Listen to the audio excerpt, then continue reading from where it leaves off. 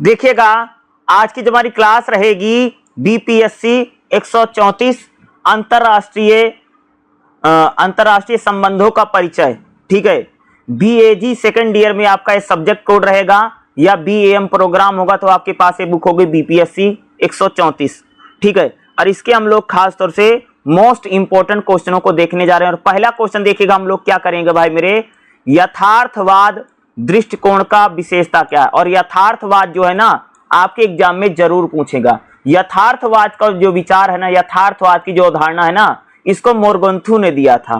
ठीक है, और मोरगंथु बताता कि जो यथार्थवाद है यानी भाई एक प्रकार से आदर्शवाद के खिलाफ जो विचारधारा है वो आदर्शवाद। आदर्शवाद क्या है? आदर्शवाद भैया कोई एक गाल पे थप्पड़ मारे तो दूसरा गाल सामने कर दो। आदर्शवाद मानता था कि जो राज्य है वो आदर्शवादी है, वो किसी से युद्ध नहीं करेगा, किसी से लड़ाई नहीं करेगा। लेकिन जब फर्स्ट वर्ल्ड वॉर होता है और जब सेकंड वर्ल्ड वॉर होता है उसके बाद ही कह सकते हैं यथार्थवाद दृष्टिकोण आया था जो मोरगंथु लेकर के आए।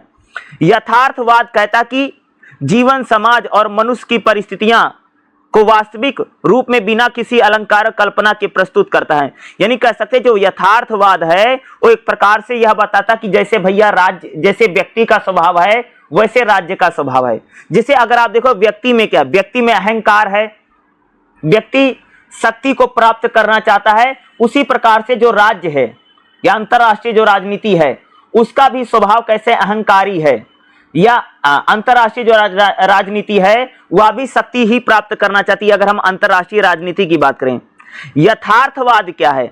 यथार्थवाद को यह माना जाता कि राष्ट्र अपने स्वार्थ को सर्वोपरि मानते। भैया अंतरराष्ट्रीय संबंधों में अगर आप देखोगे ना तो भैया हर राष्ट्र क्या अपना स्वार्थ, भाई हर देश अपना ही स्वार्थ चाहता है, अपना ही भला चाहता। अंतरराष्ट्रीय राजनीति में जिस प्रकार से व्यक्ति अपना भला चाहता है और व्यक्ति अपना हित चाहता है, उसी प्रकार से आप लोग कह सकते हैं अंतरराष्ट्रीय राजनीति में जो राज्य हैं वह भी अपना स्वार्थ ही साधना चाहते हैं। यानी यथार्थवाद में जो राज्य है, राज्य केंद्रीय है, राज्य कह सकते हो कि अपने आप को ही केंद्र में रखता है और हर राज्य क्या है भाई, एक स्वार्थवादी है। हर राज्य अपने स्वार्थों को पूरा करना चाहता है अंतरराष्ट्रीय राजनीति में। यथार्थवाद कहता कि अंतरराष्ट्रीय राजनीति में अराजकता है, यानी अंतरराष्ट्रीय राजनीति में कोई भाई मेरे आदर्शवाद नहीं है। अंतरराष्ट्रीय राजनीति यही है कि जो बलशाली होगा भाई कमजोर राष्ट्रों को परेशान करेगा। यानी अंतरराष्ट्रीय राजनीति क्या बताती है कि अंतरराष्ट्रीय जो राजनीति है उसमें अफरा तफरी फैली हुई है।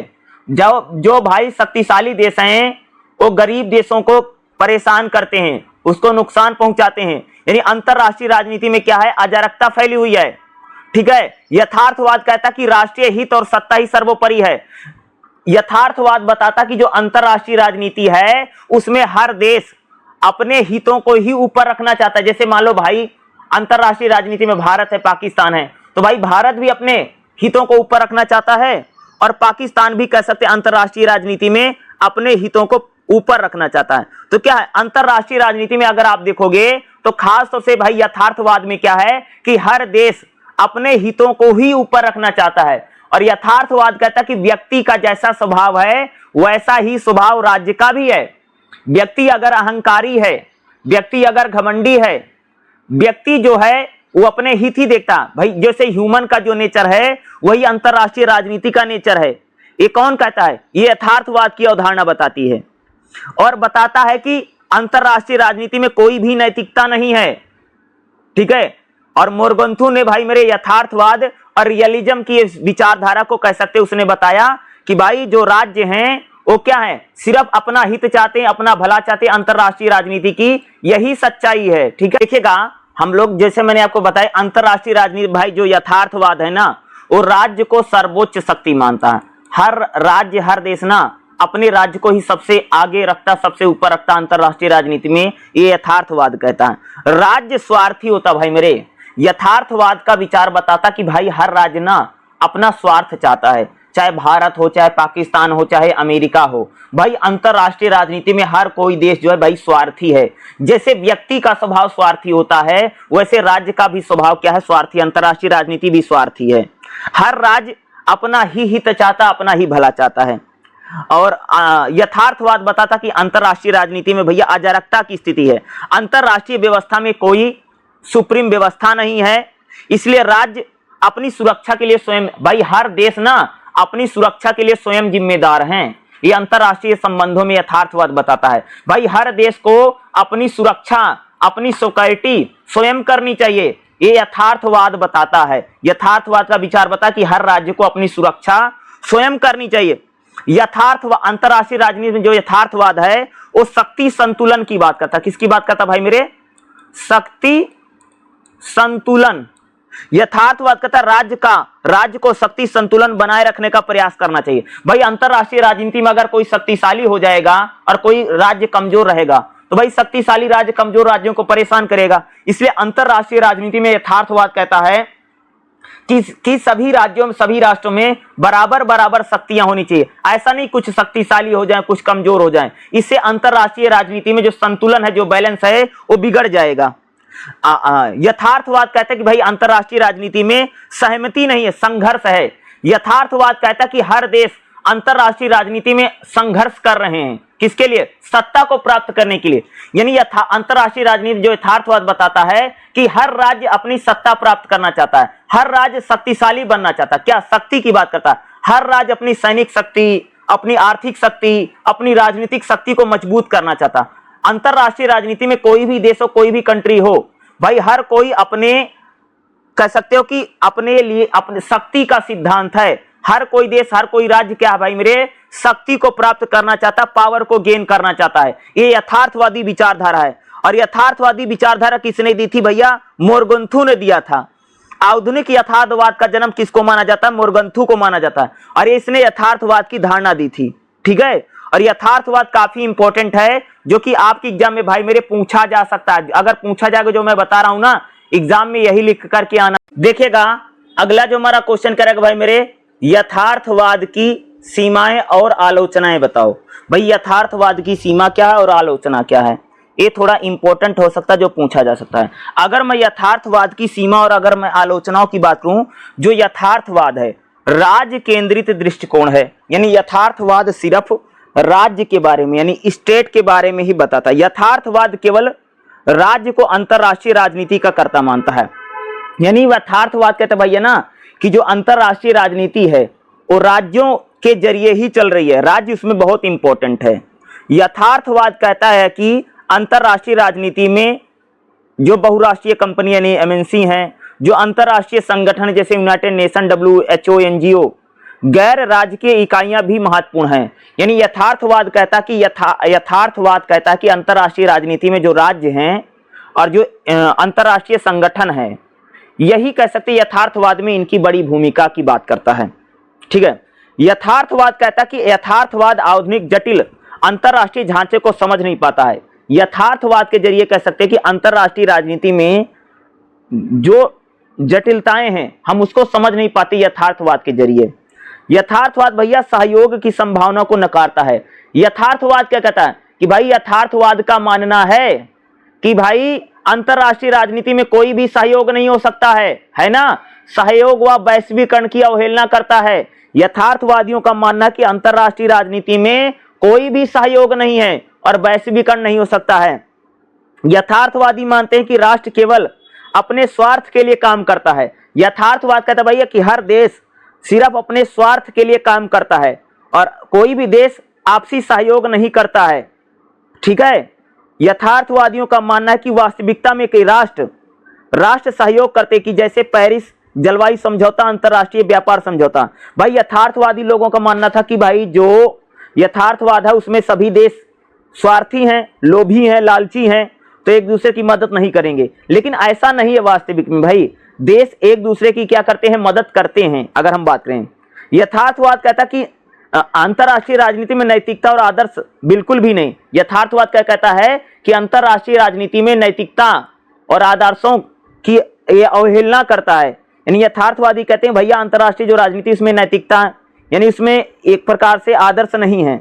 यथार्थवादी अंतरराष्ट्रीय राजनीति को नैतिकता और आदर्शवादों से नहीं मानते हैं। लेकिन आज के समय में अगर देखें तो अंतरराष्ट्रीय राजनीति भैया भाई मेरे मानवाधिकार, पर्यावरण संरक्षण जैसे संयुक्त राष्ट्र का चार्टर है, सब लोग उसको मान रहे हैं। ठीक है। यथार्थवाद का ऐसा मानना था भाई ना कि जो राज्य हैं वो नैतिकतावादी और आदर्शवादी नहीं है।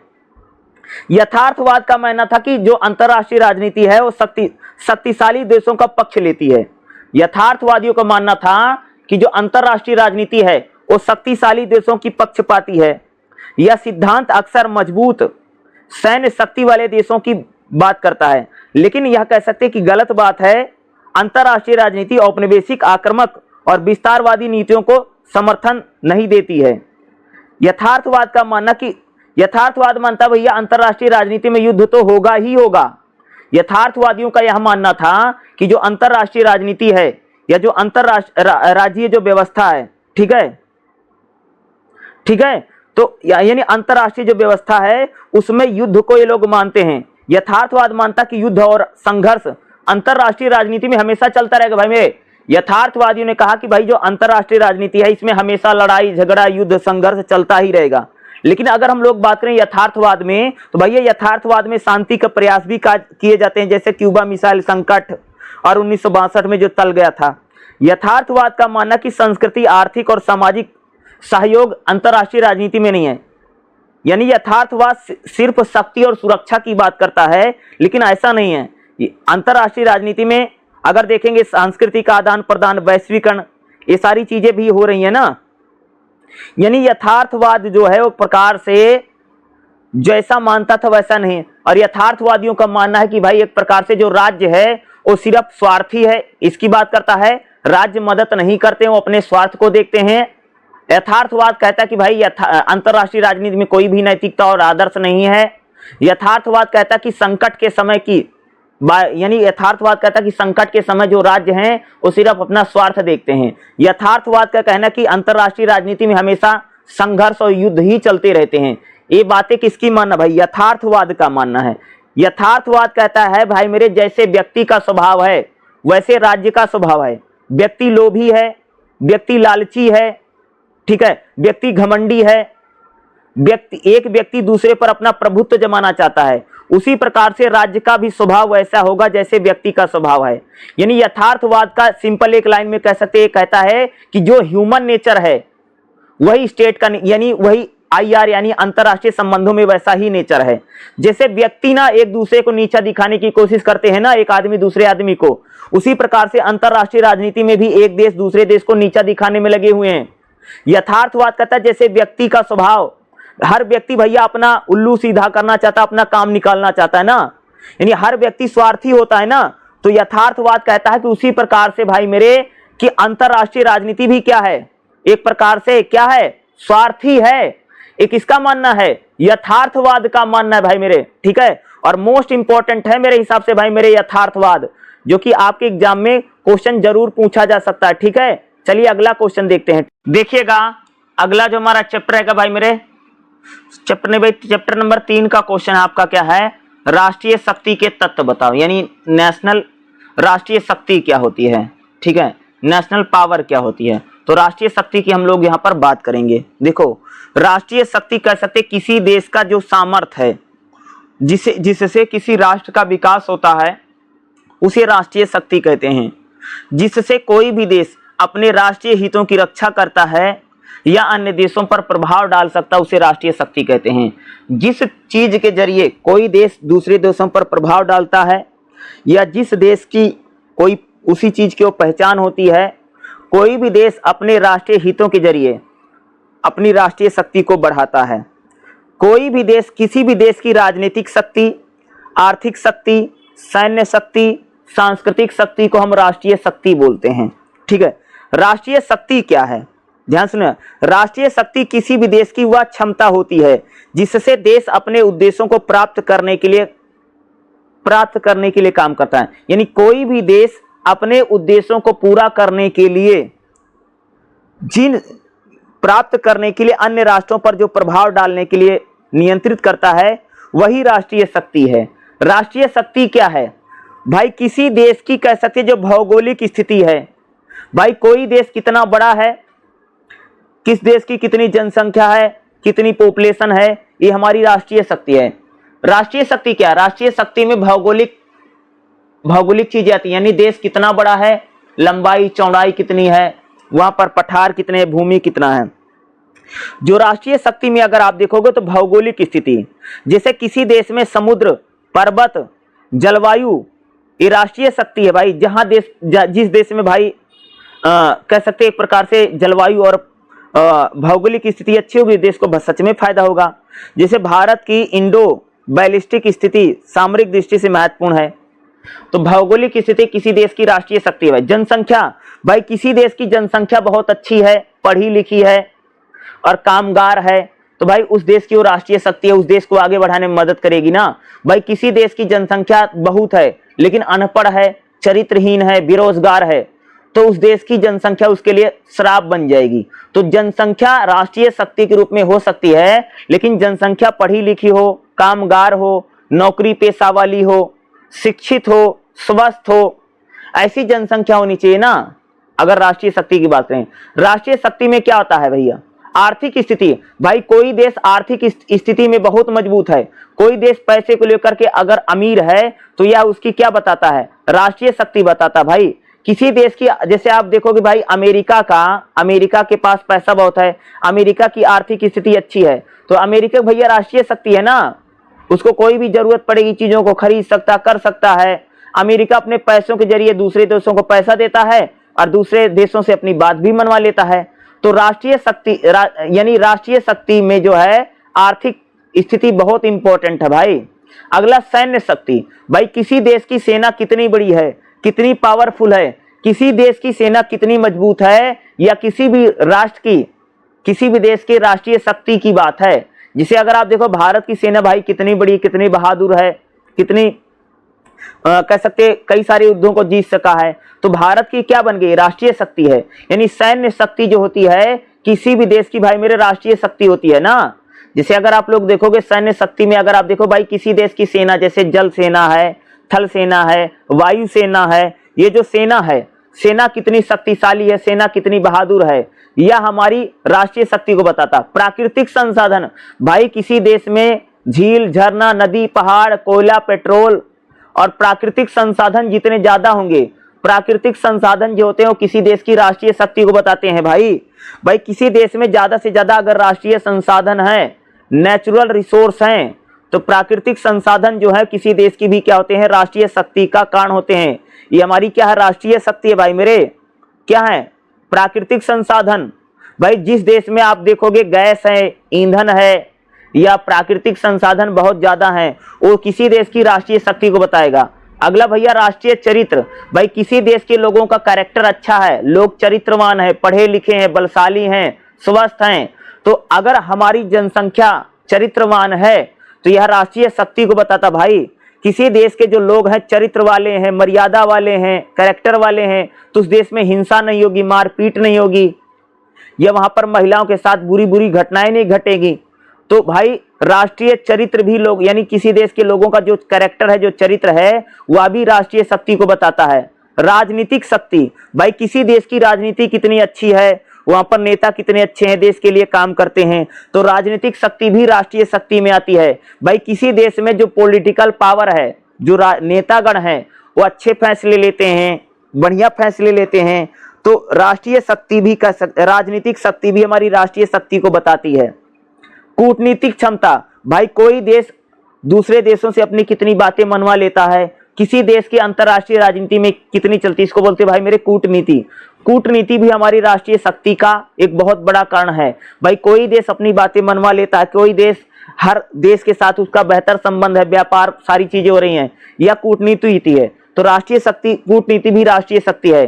किसी देश का भाई मेरे नेतृत्व, लीडरशिप, ठीक है, राष्ट्रीय शक्ति कह सकते। किसी देश का जो नेता है वो बहुत निडर है और हर कोई फैसले अपने देश के लिए रहा, तो नेतृत्व भी हमारी राष्ट्रीय शक्ति को बताता है। जैसे अगर आप देखोगे 2014 से जब से मोदी सरकार आई है, तो मोदी के नेतृत्व में देश भाई आगे बढ़ रहा है, इसलिए हमारी लीडरशिप बहुत अच्छी है ना। इसको कह सकते हैं राष्ट्रीय शक्ति है कि भारत में अगर कोई भी फैसला लेना तो भारत सरकार तुरंत लेती है। आप लोगों ने देखा होगा कि अभी ऑपरेशन सिंदूर हुआ था, और ऑपरेशन सिंदूर में हमारी जो नेतृत्व था, लीडरशिप थी, नेतृत्व यानी लीडरशिप, हमारी सरकार का जो लीडरशिप था उसने भैया तुरंत फैसला किया भाई पाकिस्तान पर मिसाइल विसाइल मार देना है ना। तो क्या है, यानी नेतृत्व जो होता है वह भी हमारी राष्ट्रीय शक्ति को बताता है। वैचारिक प्रभाव, किसी देश की भैया विचारधारा क्या, किसी देश की जो विचारधारा है, जैसे समाजवादी विचारधारा है, मार्क्सवादी विचारधारा है, पूंजीवादी विचारधारा है, किसी देश की जो विचारधारा है यह भी हमारी राष्ट्रीय शक्ति को बताता है। वैचारिक यानी विचारधारा, भाई हर देश की अपनी अपनी विचारधारा थी, जैसे भारत की समाजवादी विचारधारा है या अमेरिका की पूंजीवादी विचारधारा है, सोवियत संघ या रूस की कह सकते समाजवादी विचारधारा है। तो ये जो विचारधारा होती है यह भी हमारी राष्ट्रीय शक्ति को बताती है भाई मेरे।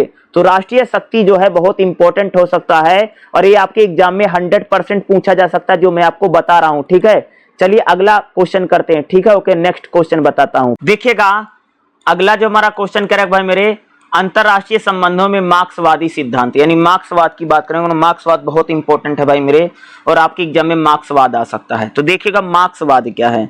मार्क्सवाद एक विचारधारा है जो पूंजीवाद के खिलाफ आई, जो विचारधारा वो मार्क्सवादी विचारधारा है। ठीक है, याद रखिएगा, मार्क्सवादी विचारधारा किसके खिलाफ विचारधारा है भाई मेरे? पूंजीवाद के खिलाफ जो खड़ी हुई विचारधारा है उसे हम मार्क्सवादी विचारधारा कहते हैं। ठीक है, मार्क्सवाद मानता कि जो विश्व है ना, उसकी जो राजनीति है उसमें शोषण हो रहा है, खास तौर से मजदूरों का शोषण हो रहा है। और मजदूरों का शोषण कौन कर रहा है भाई मेरे? पूंजीपति कर रहा है। मार्क्सवादियों का मानना था कि जो मजदूर हैं, मजदूरों का शोषण कौन कर रहा है भाई? पूंजीपति कर रहा है। ठीक है, मार्क्सवाद मानता कि समाजवाद और साम्यवाद की विचारधारा से ही पूंजीवाद को हराया जा सकता है। यानी जो मार्क्सवादी विचारधारा है वो कह सकते हैं एक प्रकार से पूंजीवादी विचारधारा के खिलाफ है। मार्क्सवादी मानते हैं कि भाई समाज में संघर्ष है। समाज में किसमें संघर्ष है? मजदूर और पूंजीपतियों में। पूंजीपति जो है उसने बड़ी बड़ी इंडस्ट्री लगाई है, बड़े बड़े उद्योग धंधे लगाए हैं, और पूंजीपति की जो कंपनियां हैं वहां पर मजदूरों का शोषण होता है, मजदूरों की थोड़ी सी सैलरी मिलती है, बाकी सारा मुनाफा जो उद्योगपति या पूंजीपति है वह कमा लेता है। ये मार्क्सवादी विचार है। मार्क्सवादियों का कहना है कि भाई एक प्रकार से जो पूंजीवाद है इसमें मजदूरों का हमेशा शोषण होता रहेगा, क्योंकि समाज में जब तक दो वर्ग हैं, मार्क्सवाद कहता है कि समाज में भाई मेरे दो वर्ग बन गया। कौन कौन सा दो वर्ग बन गया है? मार्क्सवाद कहता है कि समाज में दो वर्ग हो गया है, एक तो भाई मेरे मजदूर वर्ग और दूसरा है पूंजीपति वर्ग। तो पूंजीपति वर्ग और मजदूर वर्ग में संघर्ष हो गया है, किसको लेकर के? अधिकारों को लेकर के। तो मार्क्सवाद कहता है कि अगर पूंजीपतियों को समाप्त कर दिया जाएगा तब समाज में सिर्फ मजदूर बचेगा, तो समाज में कोई वर्ग नहीं रहेगा, तो कोई किसी का शोषण नहीं करेगा। यानी मार्क्सवाद आर्थिक आधार की बात करता है। मार्क्सवाद कहता है कि जो राज्य है वह शोषणकारी है। राज्य हमेशा पूंजीपतियों, उद्योगपतियों के समर्थन में खड़ा होता है। राज्य मजदूरों का, किसानों का शोषण करता है। यानी मार्क्सवादी जो विचार है वो राज्य को नहीं मानता है। कहता कि राज्य भाई शोषण करता है। राज्य हमेशा पैसे वाले पूंजीपति, जो उद्योगपति जो होते हैं, उनके समर्थन की बात करता है। राज्य के जरिए पूंजीपति, उद्योगपति गरीबों और मजदूरों का शोषण कर रहे हैं। और समाज में दो वर्ग बन गया ना, तो भाई एक तो पूंजीपति वर्ग है, दूसरा मजदूर वर्ग है। मजदूर वर्ग का शोषण पूंजीपति कर रहा है। ठीक है, इसलिए इसको शोषणकारी समाज कह रहे हैं ना। तो पूंजीपति और मजदूरों में संघर्ष हो रहा है। ठीक है, इसलिए हम वर्ग संघर्ष को बोलते हैं। तो मार्क्सवाद कहता है कि हे मजदूरों उठो और तुम क्रांति कर दो। किसकी क्रांति की बात करता है? मजदूरों से कहता है। हे मार्क्सवादी विचारक कहते हैं। और मार्क्सवाद का विचार किसने दिया भैया? कार्ल मार्क्स और लेनिन ने दिया। नाम याद रखना, कार्ल मार्क्स जो मार्क्सवादी विचार दिया था और लेनिन है, इन लोगों ने कह सकते हैं मार्क्सवाद का विचार दिया। मार्क्सवाद में कार्ल मार्क्स और लेनिन ने कहा कि हे मजदूरों उठो और तुम क्रांति कर दो और इन पूंजीपतियों को खत्म कर दो। भाई जब पूंजीपति नहीं रहेगा ना तो समाज में कोई वर्ग रहेगा, और जब कोई समाज में कोई वर्ग नहीं बचेगा तो यानी एक प्रकार से क्या आ जाएगा? साम्यवाद आ जाएगा। और साम्यवाद में भाई कोई किसी का शोषण नहीं करेगा। यानी दूसरा मार्क्सवाद कहता कि भाई राज्य का जो चरित्र है शोषणकारी है। मार्क्सवादियों का मानना कि भाई राज्य होना ही नहीं चाहिए। राज्य हमेशा पूंजीपति, उद्योगपतियों का समर्थन करता है। राज्य मजदूरों के शोषण का टूल है। जब तक राज्य रहेगा तब तक मजदूर और किसानों का शोषण होता रहेगा। मार्क्सवाद कहता है भाई मेरे कि जब मनुष्य जंगलों में रहता था तब कोई वर्ग नहीं था, तब कोई किसी का शोषण नहीं करता था। लेकिन जब से राज्य है तब से मजदूरों का और किसानों का शोषण हो रहा है। और मजदूरों और किसानों के शोषण से अगर बचना है तो इस राज्य को खत्म करना पड़ेगा। पूंजीपतियों को खत्म कर दो भाई, और इसलिए जो मार्क्सवाद है वो खूनी क्रांति की बात करता है।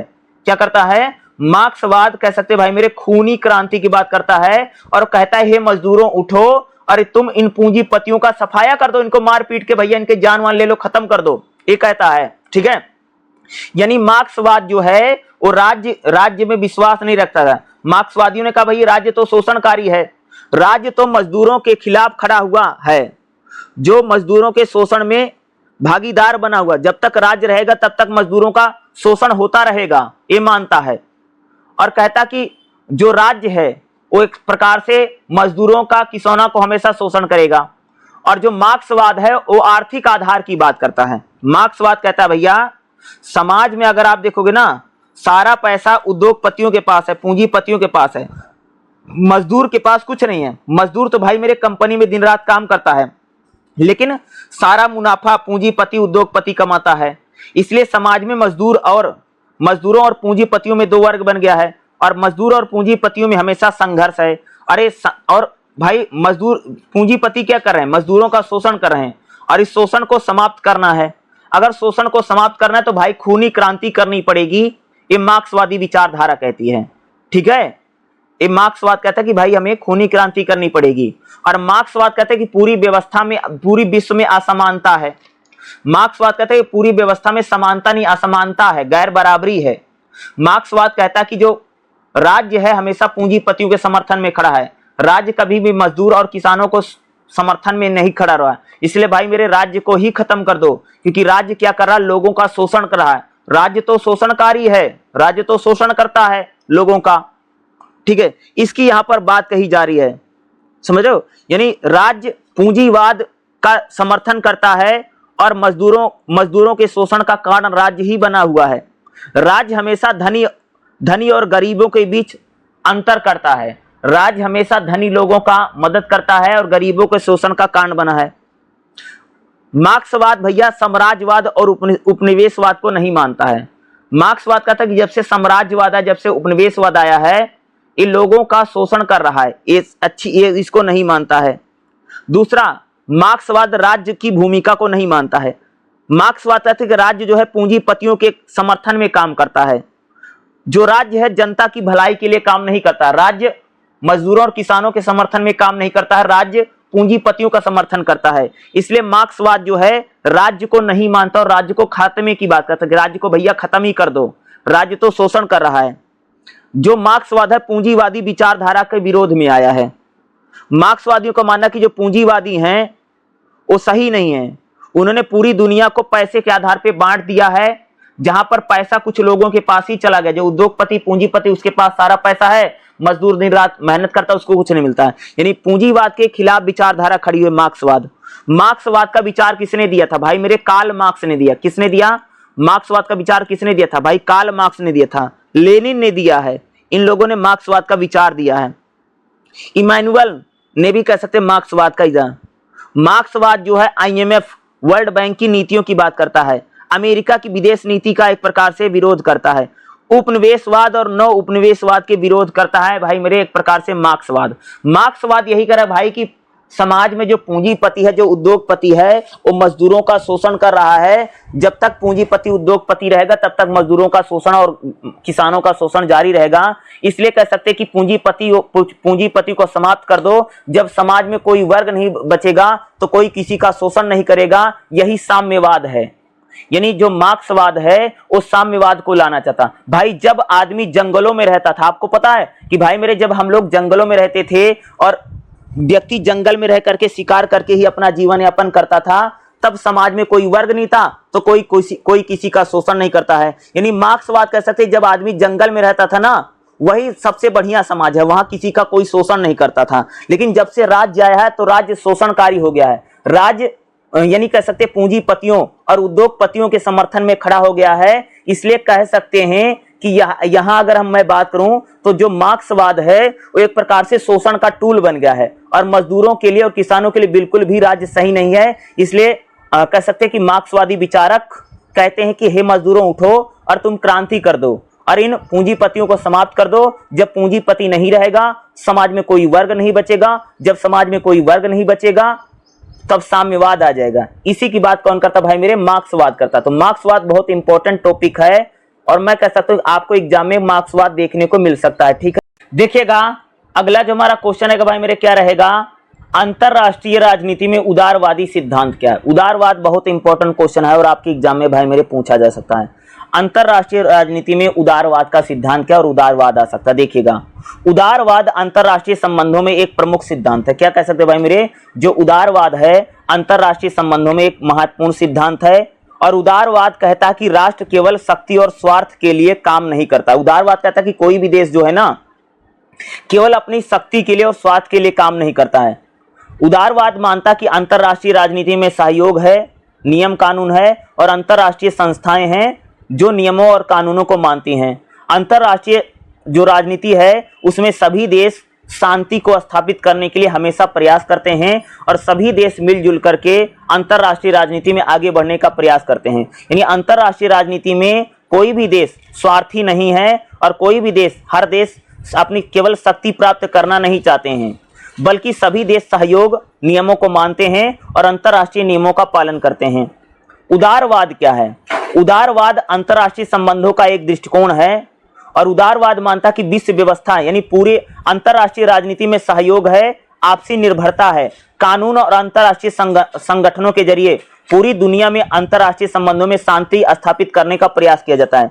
उदारवाद क्या मानता है? उदारवाद मानता कि भाई मेरे क्या है? उदारवाद का मानना कि सहयोग की संभावना है। उदारवाद कहता है कि भाई अंतरराष्ट्रीय राजनीति में सभी देश एक दूसरे का क्या करते भाई मेरे? सहयोग करते हैं। उदारवादियों का मानना है कि जो अंतरराष्ट्रीय राजनीति है, जो अंतरराष्ट्रीय संबंध है, उसमें सभी देश एक दूसरे का सहयोग करते हैं। उदारवादी मानते हैं कि देश केवल संघर्ष नहीं करते हैं बल्कि एक दूसरे का सहयोग करते हैं, जबकि उनके हित आपस में जुड़े हैं। भाई सभी देशों के हित आपस में जुड़े रहते हैं, इसलिए सभी देश एक दूसरे की मदद करते हैं। और उदारवाद मानता कि अंतरराष्ट्रीय जो संस्थाएं हैं जैसे यूनाइटेड नेशन है, WTO है, विश्व बैंक है, सभी जो हैं इनकी भूमिकाओं को भी सभी देश मानता है।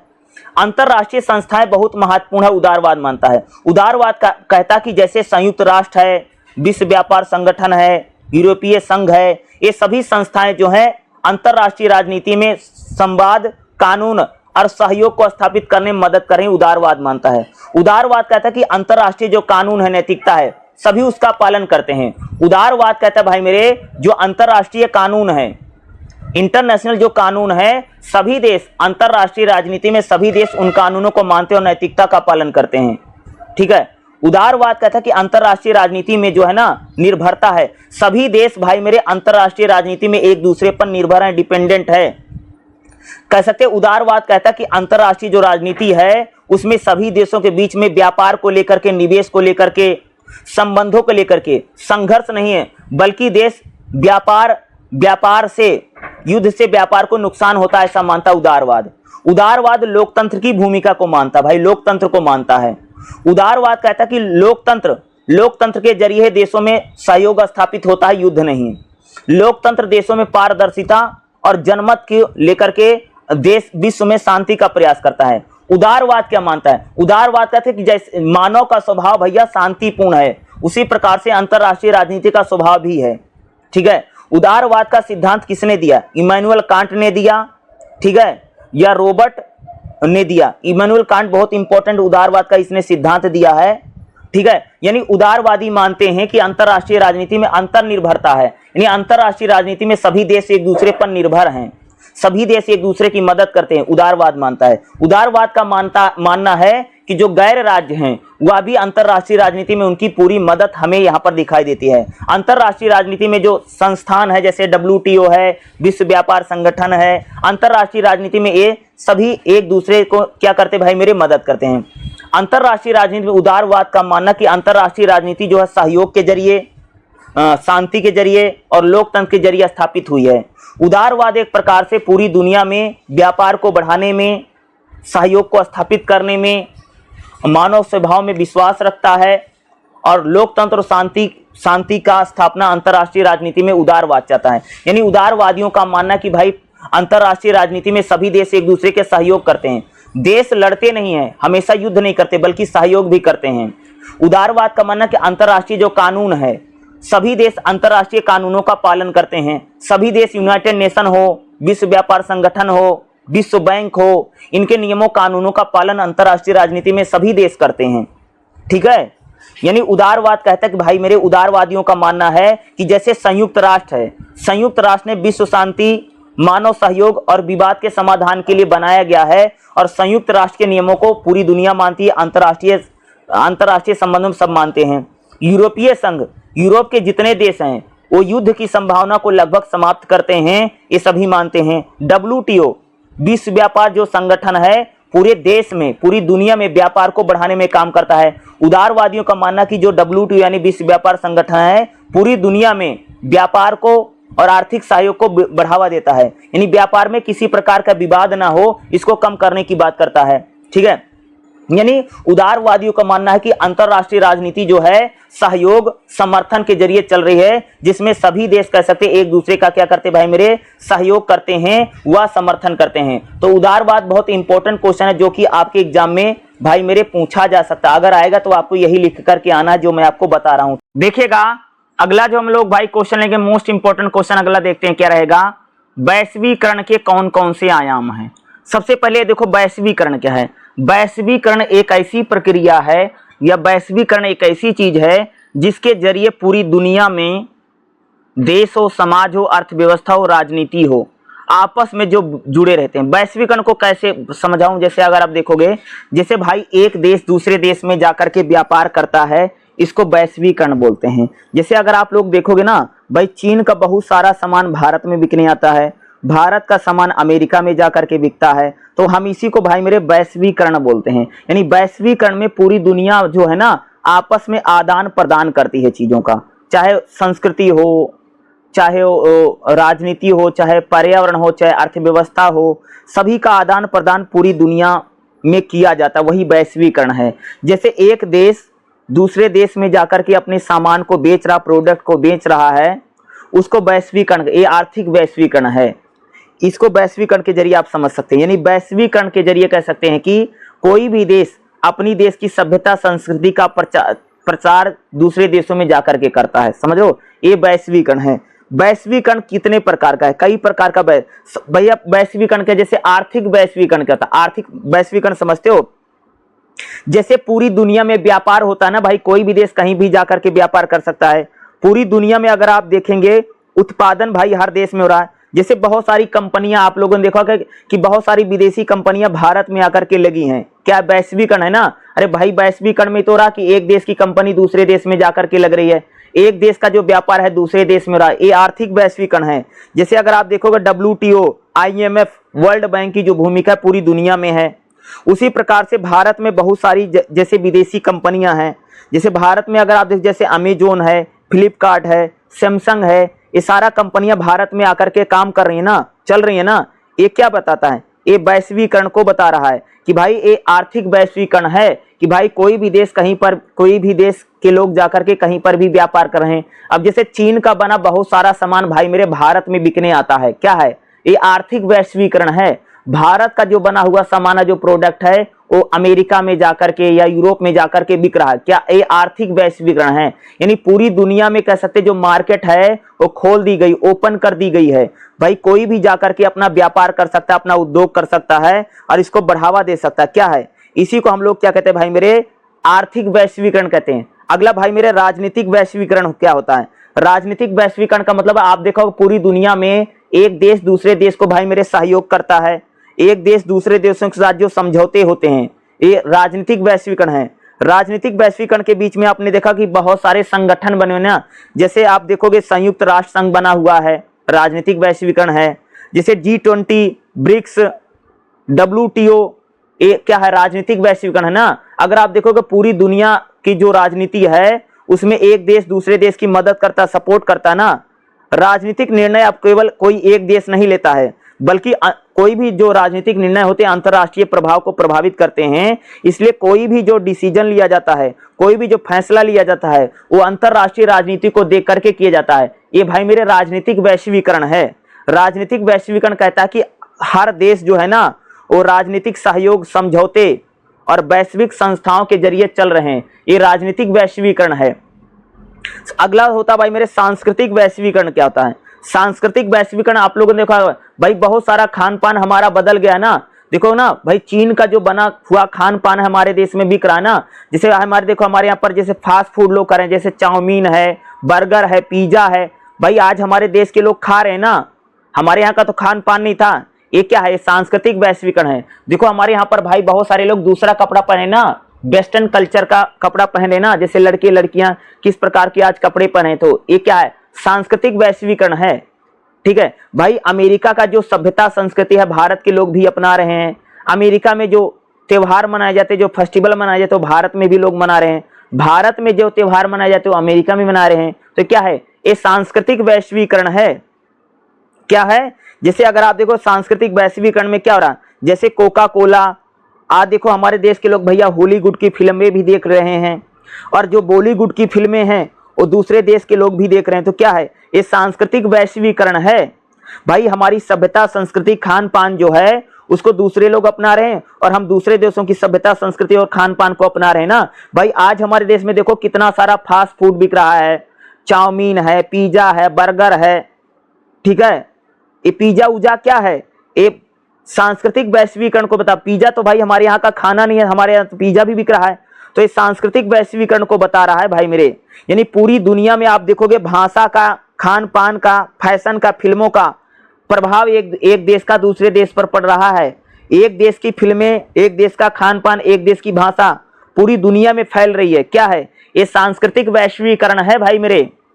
ठीक है, अगला अगर आप देखोगे क्या होगा, टेक्नोलॉजिकल यानी प्रौद्योगिकी आयाम क्या होता है वैश्वीकरण का? वैश्वीकरण का प्रौद्योगिकी आयाम का मतलब भाई पूरी दुनिया में जो टेक्नोलॉजी है ना वो फैल रही है। अगर आप देखो आज पूरी दुनिया में इंटरनेट हो, मोबाइल हो, एआई हो, भाई पूरी दुनिया को इसने जोड़ दिया है ना। तो टेक्निकल वैश्वीकरण है, टेक्नोलॉजी में वैश्वीकरण हो गया है। तकनीकी में अगर आप देखो चिकित्सा हो, शिक्षा हो, इसमें वैश्वीकरण हो गया। भाई आज देखो शिक्षा व्यवस्था कितनी विस्तारित हो गई है।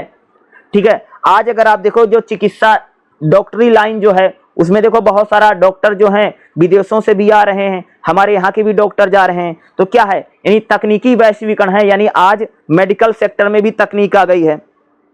जैसे अगर आप देखें आज हम लोग जैसे मैं आपको खास तौर से जो मैं आपको क्लास पढ़ा रहा हूँ भाई मेरे यूट्यूब पर पढ़ा रहा हूँ। ठीक है, तो यूट्यूब क्या है? एक प्रकार का टेक्निकल वैश्वीकरण। यूट्यूब तो भाई भारत का नहीं, अमेरिका की कंपनी है ना, तो भारत में चल रही है। तो क्या बता रहा है? एक खास टेक्निकल वैश्वीकरण है। जैसे गूगल है, जूम है, चैट जीपीटी है, या ऑनलाइन जो चीजें चल रही क्या है? एक खास तौर से टेक्निकल वैश्वीकरण को बता रहा है।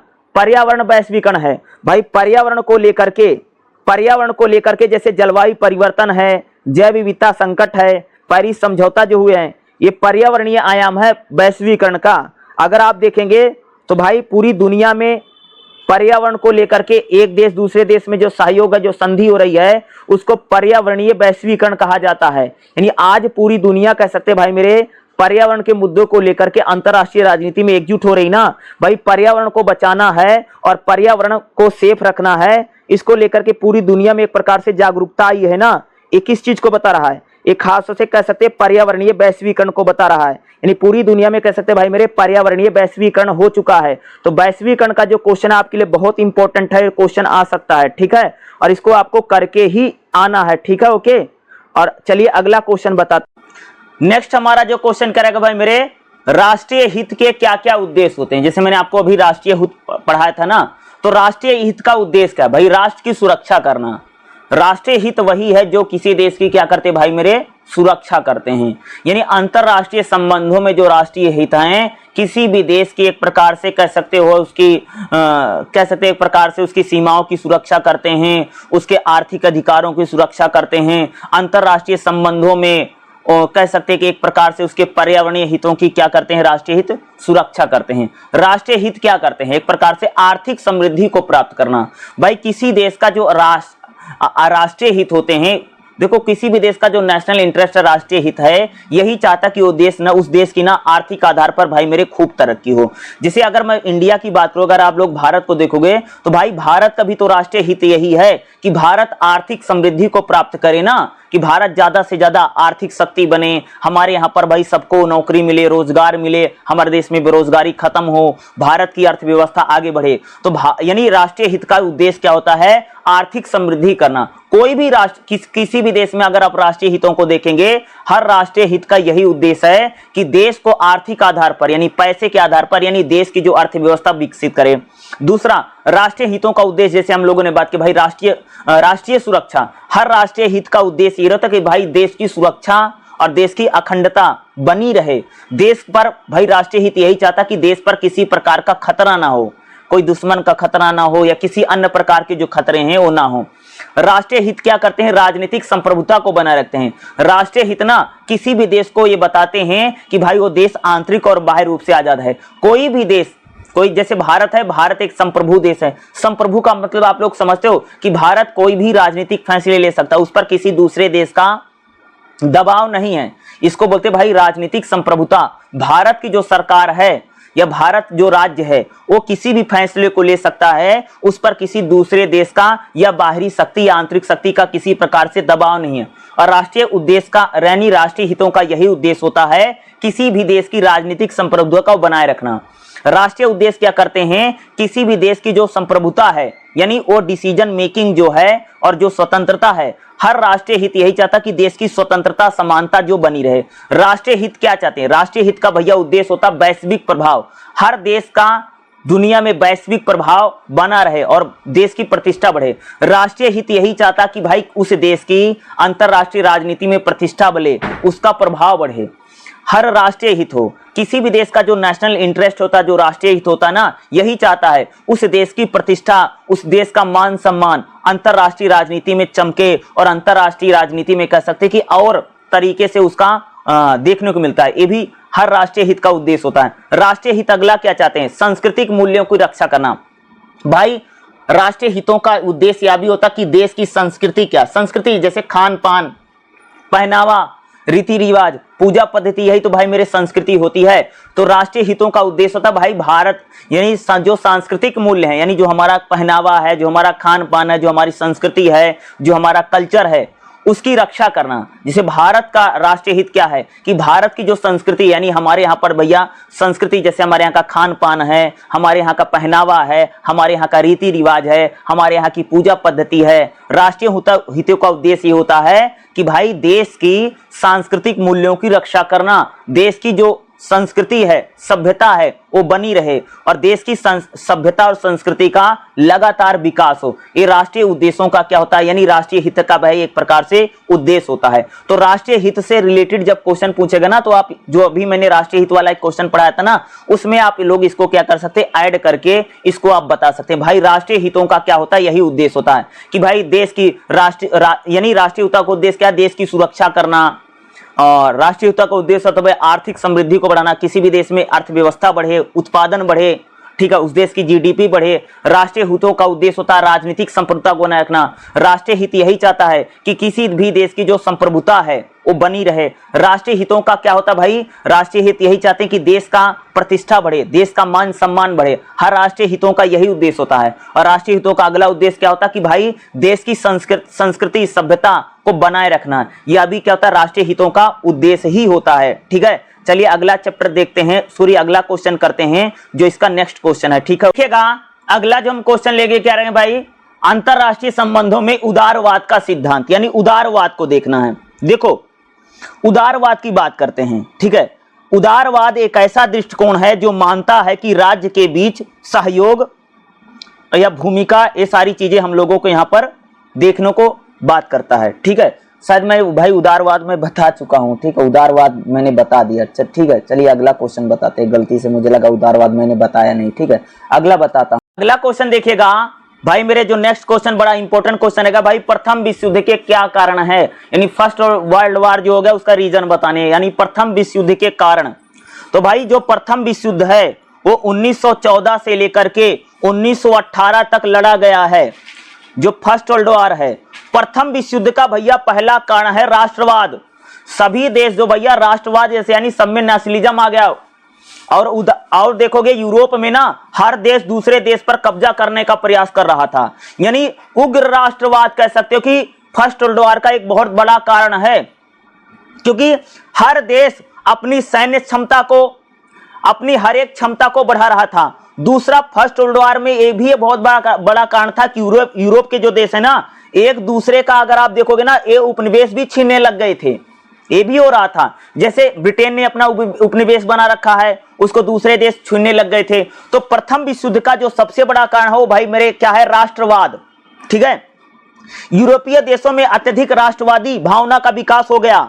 विशेषकर जर्मनी हो, इटली हो, सर्बिया हो जैसे देशों में राष्ट्र गौरव को लेकर के सैन्य शक्ति का अंधा समर्थन कर दिया।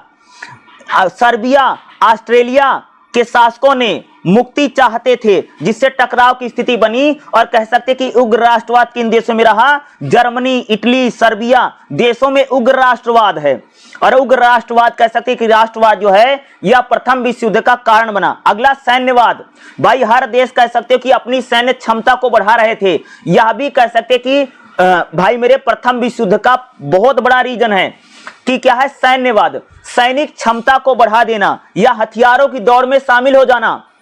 अगर मैं बात करूं तो फर्स्ट वर्ल्ड वॉर में जितनी कंट्रियां हैं या जितने देश हैं, अगर आप देखेंगे, और यूरोप के जितने देश हैं, चाहे जर्मनी हो, चाहे फ्रांस हो, ब्रिटेन हो, रसिया हो, ये सभी देशों ने हथियारों की दौड़ इनमें लगी।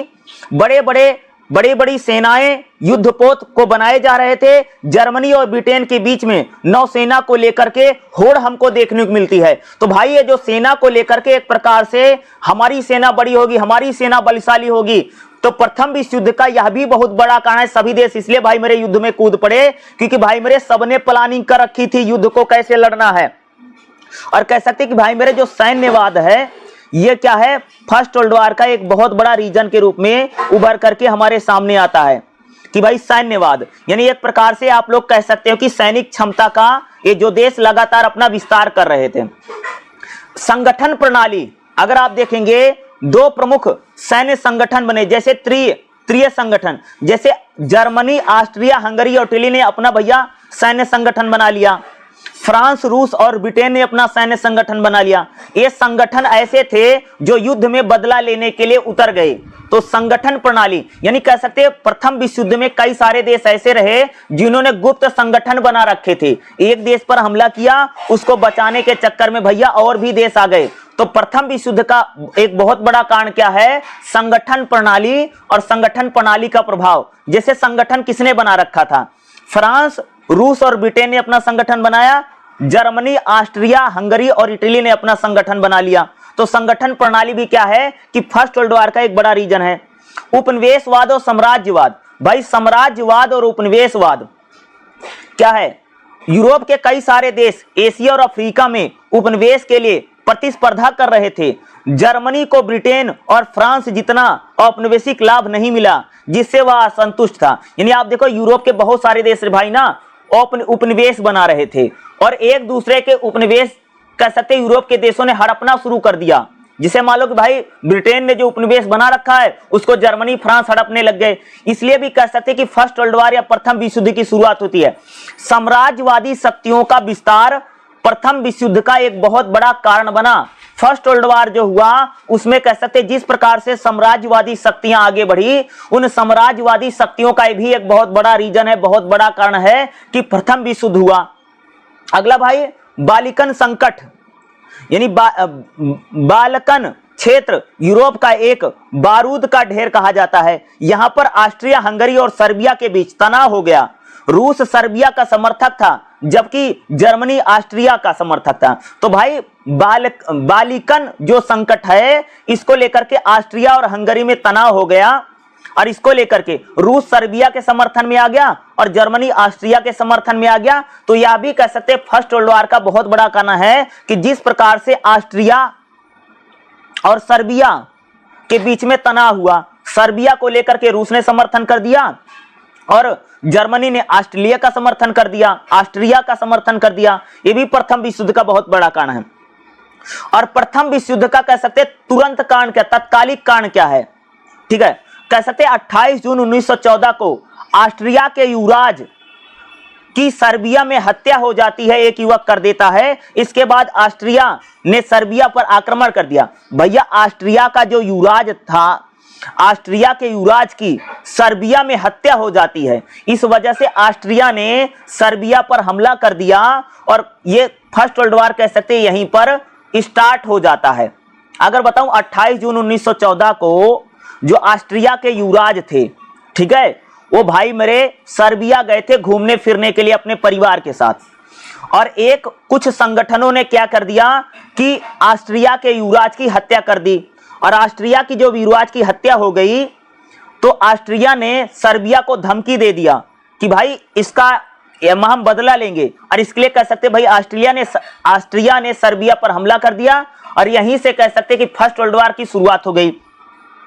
ऑस्ट्रिया के समर्थन में रूस आ गया और ऑस्ट्रिया के समर्थन में जर्मनी आ गया और सर्बिया के समर्थन में रूस आ गया। यहीं से कह सकते कि भाई मेरे फर्स्ट वर्ल्ड वॉर जो है वो स्टार्ट हो गया था। अगर हम लोग बात करें तो प्रथम विश्व युद्ध जो है बहुत इंपॉर्टेंट क्वेश्चन है और आपके एग्जाम में भाई मेरे क्वेश्चन पूछा भी जा सकता है। अगर आएगा तो इसको करके भी आना जो मैं आपको बता रहा हूं, ठीक है। देखिएगा अगला जो हमारा क्वेश्चन कह रहा है भाई मेरे द्वितीय विश्व युद्ध के कारण कौन कौन से हैं। भाई जो सेकंड वर्ल्ड वॉर हुआ या जो द्वितीय विश्व युद्ध लड़ा गया उसका कारण क्या है, तो उसका पहला कारण भाई वर्साय की संधि। देखो जब फर्स्ट वर्ल्ड वॉर हुआ ना, तो फर्स्ट वर्ल्ड वॉर में जब फर्स्ट वर्ल्ड वॉर खत्म हो गया तो एक संधि होती है जिसको वर्साय की संधि बोला जाता है। वर्साय की संधि पर कह सकते भाई जर्मनी पर बहुत ज्यादा प्रतिबंध लगा दिया और माना गया कि भाई जर्मनी ही है प्रथम विश्व युद्ध का कारण है। जर्मनी पर बहुत सारे आर्थिक प्रतिबंध लगा दिए गए, जर्मनी की सेना को कम कर दिया गया। इससे जर्मनी के लोगों को लगा कि भाई मेरे जर्मनी का अपमान हो गया है। तो वर्साय की संधि जो है जर्मनी पर अपमानजनक संधि थी, जिसका बदला लेने के लिए कह सकते कि भाई मेरे द्वितीय विश्व युद्ध लड़ा गया है। वर्साय की संधि में जिस प्रकार से जर्मनी पर प्रतिबंध लगे, जिस प्रकार से जर्मनी की सेना को कम कर दिया गया, जिस प्रकार से जर्मनी के स्वाभिमान को चोट लगी, इसका बदला लेने के लिए कह सकते हैं द्वितीय विश्व युद्ध लड़ा गया। हिटलर व नाजीवाद का उदय। द्वितीय विश्व युद्ध का बहुत बड़ा कारण कि जर्मनी में जब हिटलर का उदय होता है, हिटलर ने नाजीवादी पार्टी बनाई और नाजीवादी पार्टी जब जर्मनी में जीत करके आती है, ठीक है, और नाजीवादी पार्टी ने जर्मनी के लोगों को कहा कि हम फर्स्ट वर्ल्ड वॉर का बदला जरूर लेंगे। जिस प्रकार से प्रथम विश्व युद्ध में जर्मनी की हार हुई है उसका तो हम बदला लेंगे, हिटलर ने इस बात को कहा। और हिटलर ने कहा कि भाई मेरे कि जर्मनी पर जिस प्रकार के प्रतिबंध लगाए गए हैं, जर्मनी पर जो अपमानजनक संधि हुई है, उस संधि का भी हम लोग बदला लेंगे और जर्मनी के लोग ही श्रेष्ठ हैं और जर्मन जो है सबसे ज्यादा श्रेष्ठ है, पूरी दुनिया पर उन्हीं का अधिकार होना चाहिए। इस प्रकार से कह सकते हिटलर और नाजीवाद का भी एक बहुत बड़ा कारण है जो द्वितीय विश्व युद्ध हुआ या द्वितीय विश्व युद्ध लड़ा गया। कह सकते एक प्रकार से भैया हिटलर ही सबसे बड़ा कारण है जो सेकंड वर्ल्ड वॉर हुआ, क्योंकि हिटलर में कह सकते एक प्रकार से क्या था भाई मेरे कि वो बदले की भावना है, क्योंकि हिटलर एक पहले सैनिक भी था फर्स्ट वर्ल्ड वॉर में। और जिस प्रकार से जर्मनी पर अपमानजनक संधि लागी गई, वर्साय की संधि, और जर्मनी पर जिस प्रकार से प्रतिबंध लगाए गए और जर्मनी को ही प्रथम विश्व युद्ध का जिम्मेदार माना गया, तो हिटलर के मन में या जर्मनी के मन में कह सकते भावना पनपी कि हम लोगों को प्रथम विश्व युद्ध का बदला लेना है। इसलिए बदले की भावना से कह सकते भाई मेरे द्वितीय विश्व युद्ध हुआ या द्वितीय विश्व युद्ध लड़ा गया। द्वितीय विश्व युद्ध का अगला कारण भैया वैश्विक आर्थिक मंदी। पूरी दुनिया में अगर आप देखोगे ना तो भाई मेरे मंदी छा गई थी। अगर आप देखोगे तो वैश्विक आर्थिक मंदी यानी आर्थिक संकट जो आया, अगर आप देखेंगे 1929 में आर्थिक मंदी ने पूरी दुनिया में अस्त व्यस्त कर दिया और जर्मनी की अर्थव्यवस्था और खस्ताहाल हो गई। गरीबी व बेरोजगारी से तानाशाही की ओर लोगों का आकर्षण बढ़ा। तो वैश्विक आर्थिक मंदी जो है यह भी कह सकते कि द्वितीय विश्व युद्ध का बहुत बड़ा कारण है। और आर्थिक मंदी कब आई थी? 1929 में आई थी, ठीक है। 1929 में जो आर्थिक मंदी आई, इससे जर्मनी की हालत और खराब हो गए, क्योंकि जर्मनी पर एक प्रकार से प्रथम विश्व युद्ध में जो नुकसान हुआ था ना, उसकी भरपाई करने के लिए जर्मनी को भाई पर पैसे भी देने पड़े। तो द्वितीय विश्व युद्ध का बहुत बड़ा कारण यह भी बना कि वैश्विक आर्थिक मंदी कारण बनी। अगला क्या भाई, एक प्रकार से लीग ऑफ नेशन की असफलता। अगर आप देखेंगे जो भाई मेरे फर्स्ट वर्ल्ड वॉर हुआ ना, तो फर्स्ट वर्ल्ड वॉर के बाद लीग ऑफ नेशन की स्थापना की गई। जैसे आज संयुक्त राष्ट्र संघ है, उसी प्रकार से एक लीग ऑफ नेशन था। तो लीग ऑफ नेशन को इसलिए बनाया गया था ताकि आने वाले समय में कोई युद्ध ना हो। लेकिन लीग ऑफ नेशन जो था वह एक प्रकार से कमजोर साबित हुआ।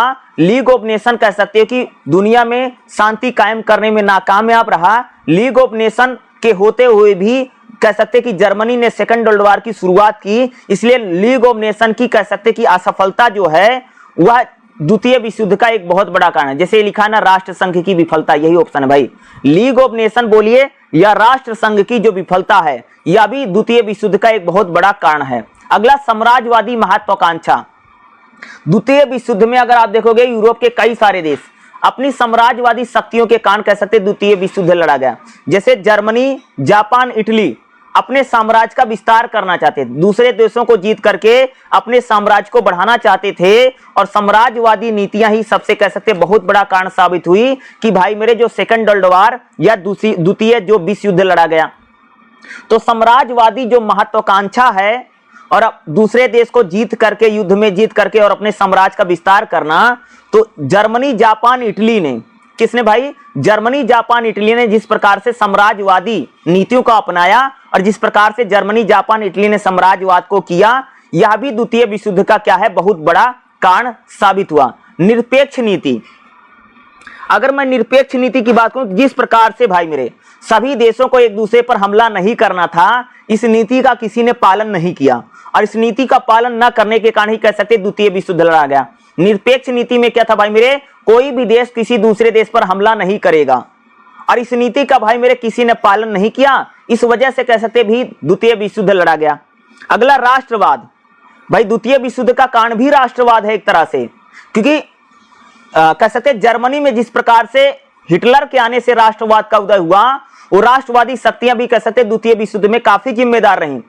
हिटलर ने भाई जर्मनी को लोगों से कहा ना कि मैं प्रथम विश्व युद्ध का बदला लूंगा और जर्मनी के लोग ही श्रेष्ठ हैं, जर्मन श्रेष्ठ हैं। जर्मन राष्ट्रवाद कह सकते हैं अभी द्वितीय विश्व युद्ध का एक बहुत बड़ा कारण है, बहुत बड़ा रीजन है भाई मेरे। जो सेकंड वर्ल्ड वॉर हुआ या जो सेकंड वर्ल्ड वॉर लड़ा गया, उसमें कह सकते हो कि उग्र राष्ट्रवाद, हथियारों की दौड़, जर्मनी पर जब प्रतिबंध लग गया था, भैया आपको हथियार नहीं बनाना, आपको सेना नहीं बढ़ानी है, तो जर्मनी ने इस प्रकार के प्रतिबंधों को मानने से मना कर दिया। हिटलर ने माना ही नहीं। 1932-33 में जाकर के हिटलर ने अपनी सेना का विस्तार किया और हथियारों को बनाने लगा। यह भी कह सकते जिस प्रकार से वर्साय की संधि का पालन जर्मनी ने नहीं किया, यह भी बहुत बड़ा कारण कि भाई मेरे सेकंड वर्ल्ड वॉर हो गया।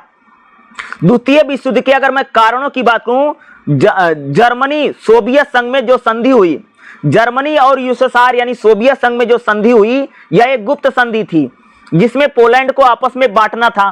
भैया मेरे जर्मनी और सोवियत संघ के लोगों को लगा कि जो पोलैंड छोटा सा देश है, हम इसको बांट लेंगे, इसलिए जर्मनी और सोवियत संघ में संधि हो गई। जर्मनी ने सोवियत संघ का समर्थन पा करके पोलैंड पर हमला कर दिया और भैया जब पोलैंड पर हमला हुआ तो कह सकते पोलैंड को बचाने के लिए कुछ देश कूद पड़े और यहीं से कह सकते भाई मेरे सेकंड वर्ल्ड वॉर यानी द्वितीय विश्व युद्ध की शुरुआत हो गई। आर्थिक संकट, मैंने बताया ना कि किस प्रकार से आर्थिक मंदी छा गई थी और आर्थिक मंदी भी एक कह सकते बहुत बड़ा कारण है जो सेकंड वर्ल्ड वॉर हुआ या जो द्वितीय विश्व युद्ध हुआ, द्वितीय विश्व युद्ध जो लड़ा गया। अपीजमेंट नीति, अपीजमेंट करना, यानी ब्रिटेन और फ्रांस ने हिटलर की आक्रामकता को नहीं रोका भाई मेरे। जिस प्रकार से हिटलर बढ़ता जा रहा था, जिस प्रकार से हिटलर की तानाशाही बढ़ती जा रही थी, उसको ब्रिटेन और फ्रांस ने नहीं रोका, इसलिए कह सकते कि भाई मेरे सेकंड वर्ल्ड वॉर हो गया। हिटलर को और साहस मिला कि भाई उसको कोई रोकने वाला ही नहीं है, इसलिए भी सेकंड वर्ल्ड वॉर लड़ा गया कह सकते हो। तानाशाही का विस्तार, द्वितीय विश्व युद्ध में अगर आप देखोगे दो तानाशाही भाई, अगर देखोगे इटली में खास तौर से आप देखोगे तो वहां पर फांसीवादी शासन आ गया था, मुसोलिनी आ गया था और जर्मनी में हिटलर और नाजीवाद आ गया था।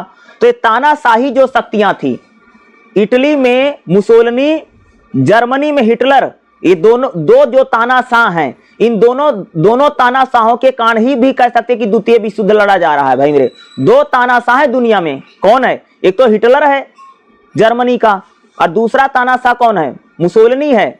जो इटली का तानाशाह था, इन दोनों तानाशाहों का भी एक बहुत बड़ा कारण है कि जो सेकंड वर्ल्ड वॉर लड़ा जा रहा है, केवल जर्मनी ही नहीं, इटली का मुसोलिनी भी एक प्रकार से कह सकते तानाशाह था।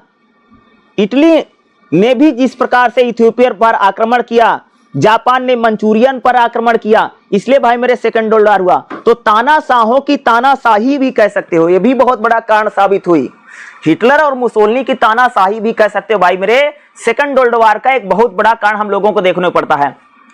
और द्वितीय विश्व युद्ध का तात्कालिक कारण क्या है? पोलैंड पर जर्मनी ने जब आक्रमण कर दिया, क्या भाई मेरे, पोलैंड पर जब जर्मनी ने आक्रमण कर दिया तो पोलैंड को लेकर के फ्रांस, ब्रिटेन, ये सभी लोग आ गए। यहीं से कह सकते भाई मेरे सेकंड वर्ल्ड वॉर की शुरुआत हो गई। जो द्वितीय विश्व युद्ध है 1939 से लेकर के 1945 तक युद्ध चला है, ठीक है। द्वितीय विश्व युद्ध कब लड़ा गया? 1939 से लेकर के 1945 तक, ठीक है। तो द्वितीय विश्व युद्ध को लेकर के अगर कोई क्वेश्चन आएगा तो जो मैं आपको बता रहा हूं यही आपको एग्जाम में भाई मेरे लिख करके आना है, ठीक। अगला क्वेश्चन देखिएगा हमारा क्या रहेगा भाई मेरे, अंतरराष्ट्रीय संबंधों के उद्देश्य क्या होता है? भाई अगर हम बात करें जो अंतरराष्ट्रीय संबंध होते हैं उसका क्या उद्देश्य होता है, क्योंकि ये किताब आपकी जो अंतरराष्ट्रीय संबंधों की बात करती हैं। भाई पूरी दुनिया में जो अंतरराष्ट्रीय संबंध है यानी जो इंटरनेशनल रिलेशन है उसका क्या उद्देश्य है? तो अंतरराष्ट्रीय संबंधों का उद्देश्य होता है भैया विश्व स्तर पर पहचान बनाना।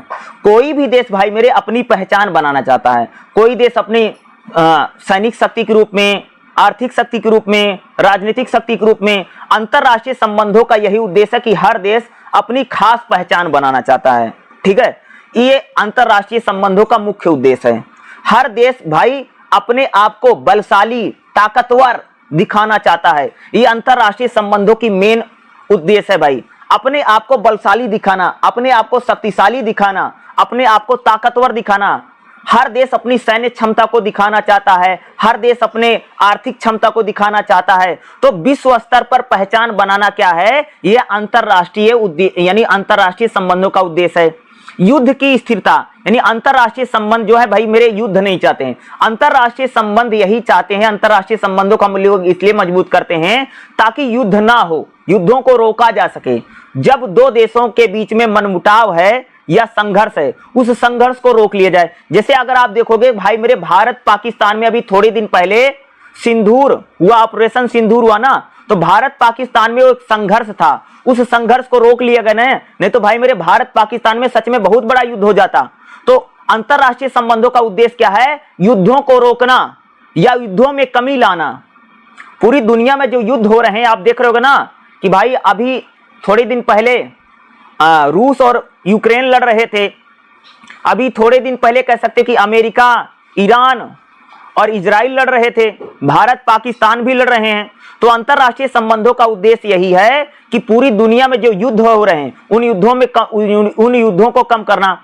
अंतरराष्ट्रीय संबंधों का अगला उद्देश्य क्या है? विकास दर में बढ़ोतरी करना। भाई हर देश विकास करे, हर देश डेवलपमेंट करे। अंतरराष्ट्रीय संबंधों का यह भी उद्देश्य होता है कि हर देश चाहता है उसकी आर्थिक शक्ति बढ़े, उसकी सामाजिक शक्ति बढ़े, उसकी राजनीतिक शक्ति बढ़े, उसकी सैनिक शक्ति बढ़े।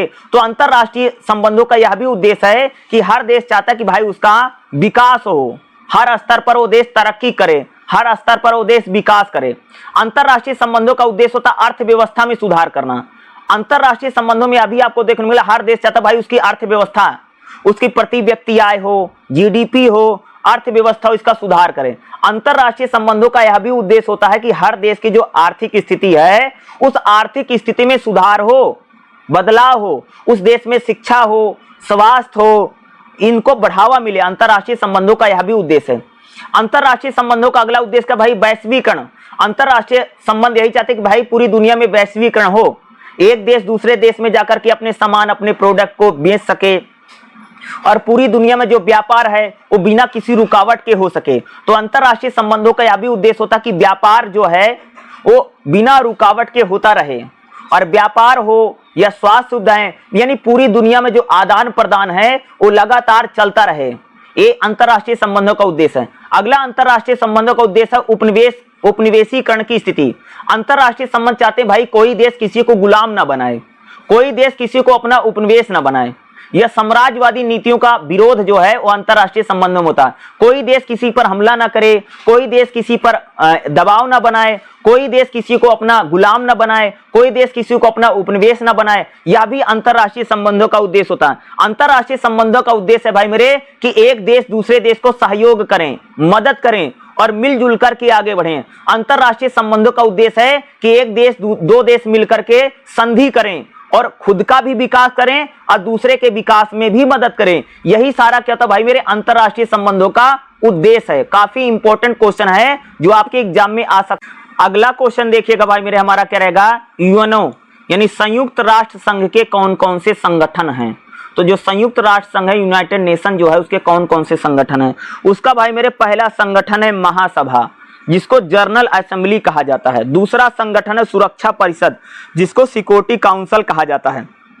यूनाइटेड नेशन का तीसरा संगठन है आर्थिक और सामाजिक परिषद, जिसको इकोनॉमिकल और सोशल काउंसिल कहा जाता है।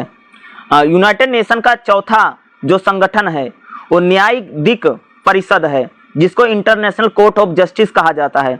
और यानी यूनाइटेड नेशन का पांचवा संगठन सचिवालय है, जिसको सेक्रेटेरिएट कहा जाता है। और यूनाइटेड नेशन का जो छठा संगठन है वो ट्रस्टीशिप परिषद है, जो ट्रस्टीशिप काउंसिल कहा जाता है। तो यूनाइटेड नेशन के एक क्या है भाई, अलग अलग संगठन हैं, इसकी हम लोग यहाँ पर बात करेंगे। यूनाइटेड नेशन की अगर मैं संगठनों की बात करूं तो ये सारे संगठन हैं। अब इन संगठनों को मैं थोड़ा सा आप सबको विस्तार से बताता हूं। देखिएगा, यूनाइटेड नेशन का जो पहला संगठन है भाई मेरे, मैंने क्या बताया आपको, महासभा।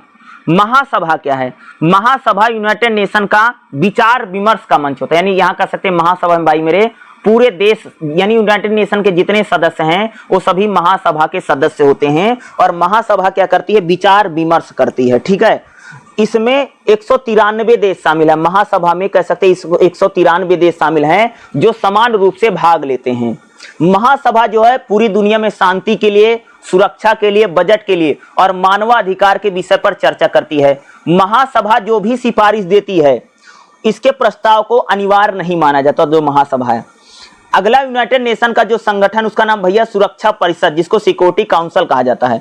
विश्व में शांति और सुरक्षा बनाए रखने के लिए सुरक्षा परिषद सबसे ज्यादा इंपॉर्टेंट है। और सुरक्षा परिषद में भाई मेरे अगर कोई बिल पास हो गया, अगर कोई कानून बन गया है तो भाई मेरे सबको मानना पड़ेगा। सुरक्षा परिषद में कुल 15 सदस्य होते हैं, जिसमें 5 परमानेंट सदस्य हैं और 10 और अनपरमानेंट हैं। सुरक्षा परिषद में अगर बात करूं, जैसे अमेरिका, रूस, चीन, फ्रांस, ब्रिटेन, ये वीटो पावर वाले देश हैं, ये भाई हमेशा सुरक्षा परिषद में रहते हैं। और 10 जो सदस्य होते हैं वो अस्थायी होते हैं। ठीक है, जो सुरक्षा परिषद है आवश्यकता पड़ने पर शांति सेना को भेज सकती है, पीस आर्मी को भेज सकती है। जो सुरक्षा परिषद है सबसे ज्यादा इंपॉर्टेंट मानी जाती है और सुरक्षा परिषद ही किसी भी महत्वपूर्ण फैसले को करती है। और सुरक्षा परिषद में अमेरिका, रूस, चीन और फ्रांस जो है, अमेरिका, रूस, चीन, फ्रांस और ब्रिटेन जो है, ये सबसे ज्यादा इंपॉर्टेंट देश हैं। अगर इनकी सहमति किसी चीज पर नहीं है तो भाई मेरे काम बनेगा नहीं, काम लागू नहीं किया जाएगा। यूनाइटेड नेशन का अगला जो संगठन है उसको बोला जाता है भैया आर्थिक और सामाजिक परिषद। यूनाइटेड नेशन की जो आर्थिक और सामाजिक परिषद है यह आर्थिक, सामाजिक और सांस्कृतिक मानवाधिकार के मामलों पर काम करती है। यूनाइटेड नेशन की विशेषकृत संस्था है। और यूनाइटेड नेशन जो आर्थिक और सामाजिक जो परिषद है इसमें 54 सदस्य देश हैं जो चुनाव के द्वारा चुने जाते हैं। और आर्थिक और जो सामाजिक परिषद है पूरी दुनिया में आर्थिक और सामाजिक जो मुद्दे होते हैं उनको लेकर के काम करती है। अगला यूनाइटेड नेशन की जो अगला भाई अंतरराष्ट्रीय न्यायालय भी है। यूनाइटेड नेशन के लोगों ने अपना एक न्यायालय भी बना रखा है। यूनाइटेड नेशन का एक न्यायालय भी है जो हेग यानी नीदरलैंड में है। या देशों के बीच में जो कानूनी विवाद हो जाता है, भाई यूनाइटेड नेशन के जितने सदस्य देश हैं अगर उनमें कोई विवाद, झगड़ा, लड़ाई हो गई तो अंतरराष्ट्रीय न्यायालय में उसको लड़ा जाता है। ठीक है, यह देशों के बीच कानूनी विवाद को सुलझाता है। कोर्ट यानी जो अंतरराष्ट्रीय न्यायालय होता है इसमें जो जज हैं वो समय समय पर बदलते रहते हैं। अंतरराष्ट्रीय न्यायालय के जो कानून है भाई मेरे सबको मानना पड़ता है। अगला भाई मेरे है सचिवालय। यूनाइटेड नेशन का भाई मेरे सचिवालय है, यह यूनाइटेड नेशन का एक प्रशासनिक अंग है। इसके प्रमुख जैसे सचिवालय में कौन, जैसे महासचिव होते हैं, ठीक है, जनरल सेक्रेटरी जिसको बोलते हैं, ठीक है। यूनाइटेड नेशन में जो काम होता है, जो रिपोर्ट होता है, जो शांति प्रयास होते हैं, वो सारे भाई मेरे सचिवालय के जरिए ही किए जाते हैं। अगला यूनाइटेड नेशन का जो अगला संगठन उसको बोलते हैं भाई ट्रस्टीशिप परिषद। क्या बोलते हैं? विशिष्ट परिषद बोलो या ट्रस्टीशिप परिषद बोलो। ट्रस्टीशिप क्या है? यह उपनिवेश और निर्भर क्षेत्रों को स्वतंत्र बनाने का काम करता है। यानी भाई जो देश गुलाम है, जो देश गुलाम हो गए, उन देशों को आजाद कराने में ट्रस्टीशिप जो परिषद यानी विशिष्ट परिषद है यूनाइटेड नेशन की, वो काम करती है। और जो ट्रस्टीशिप जो परिषद है अब एक एक्टिव नहीं है, ये लगभग बंद हो चुकी है, अब ये काम नहीं करती है। तो यूनाइटेड नेशन के भाई मेरे क्या है? प्रमुख संगठन है, इंपॉर्टेंट संगठन है, उनके बारे में मैंने आपको बताया। और यूनाइटेड नेशन को लेकर के आपके एग्जाम में क्वेश्चन पूछा जा सकेगा। अगला जो हम लोग क्वेश्चन लेके भाई मेरे क्या रहेगा हमारा? नव यथार्थवाद के प्रमुख तर्क बताओ। नव यथार्थवाद क्या है? अगर मैं नव यथार्थवाद की बात करूं तो नव यथार्थवाद का सिद्धांत कैनेट्स बोल्ट्स ने दिया। क्या नाम है इसका? कैनेट्स बोल्ट्स। और कब दिया था? 1789 में दिया था। कब दिया था? कैनेट्स बोल्ट्स ने 1789 में नव यथार्थवाद का सिद्धांत दिया है। आखिर नव यथार्थवाद क्या है? नव यथार्थवाद मानता है कि अंतरराष्ट्रीय जो प्रणाली है उसकी जो संरचना है राज्य व्यवहार को निर्धारित करती है, ना कि नेताओं की इच्छा को। यानी भाई मेरे नव यथार्थवाद कहता है कि जो अंतरराष्ट्रीय संबंध है वो राज्यों के व्यवहार को डिसाइड करते हैं, राज्य में जो नेता हैं उनके व्यवहार को डिसाइड नहीं करता है।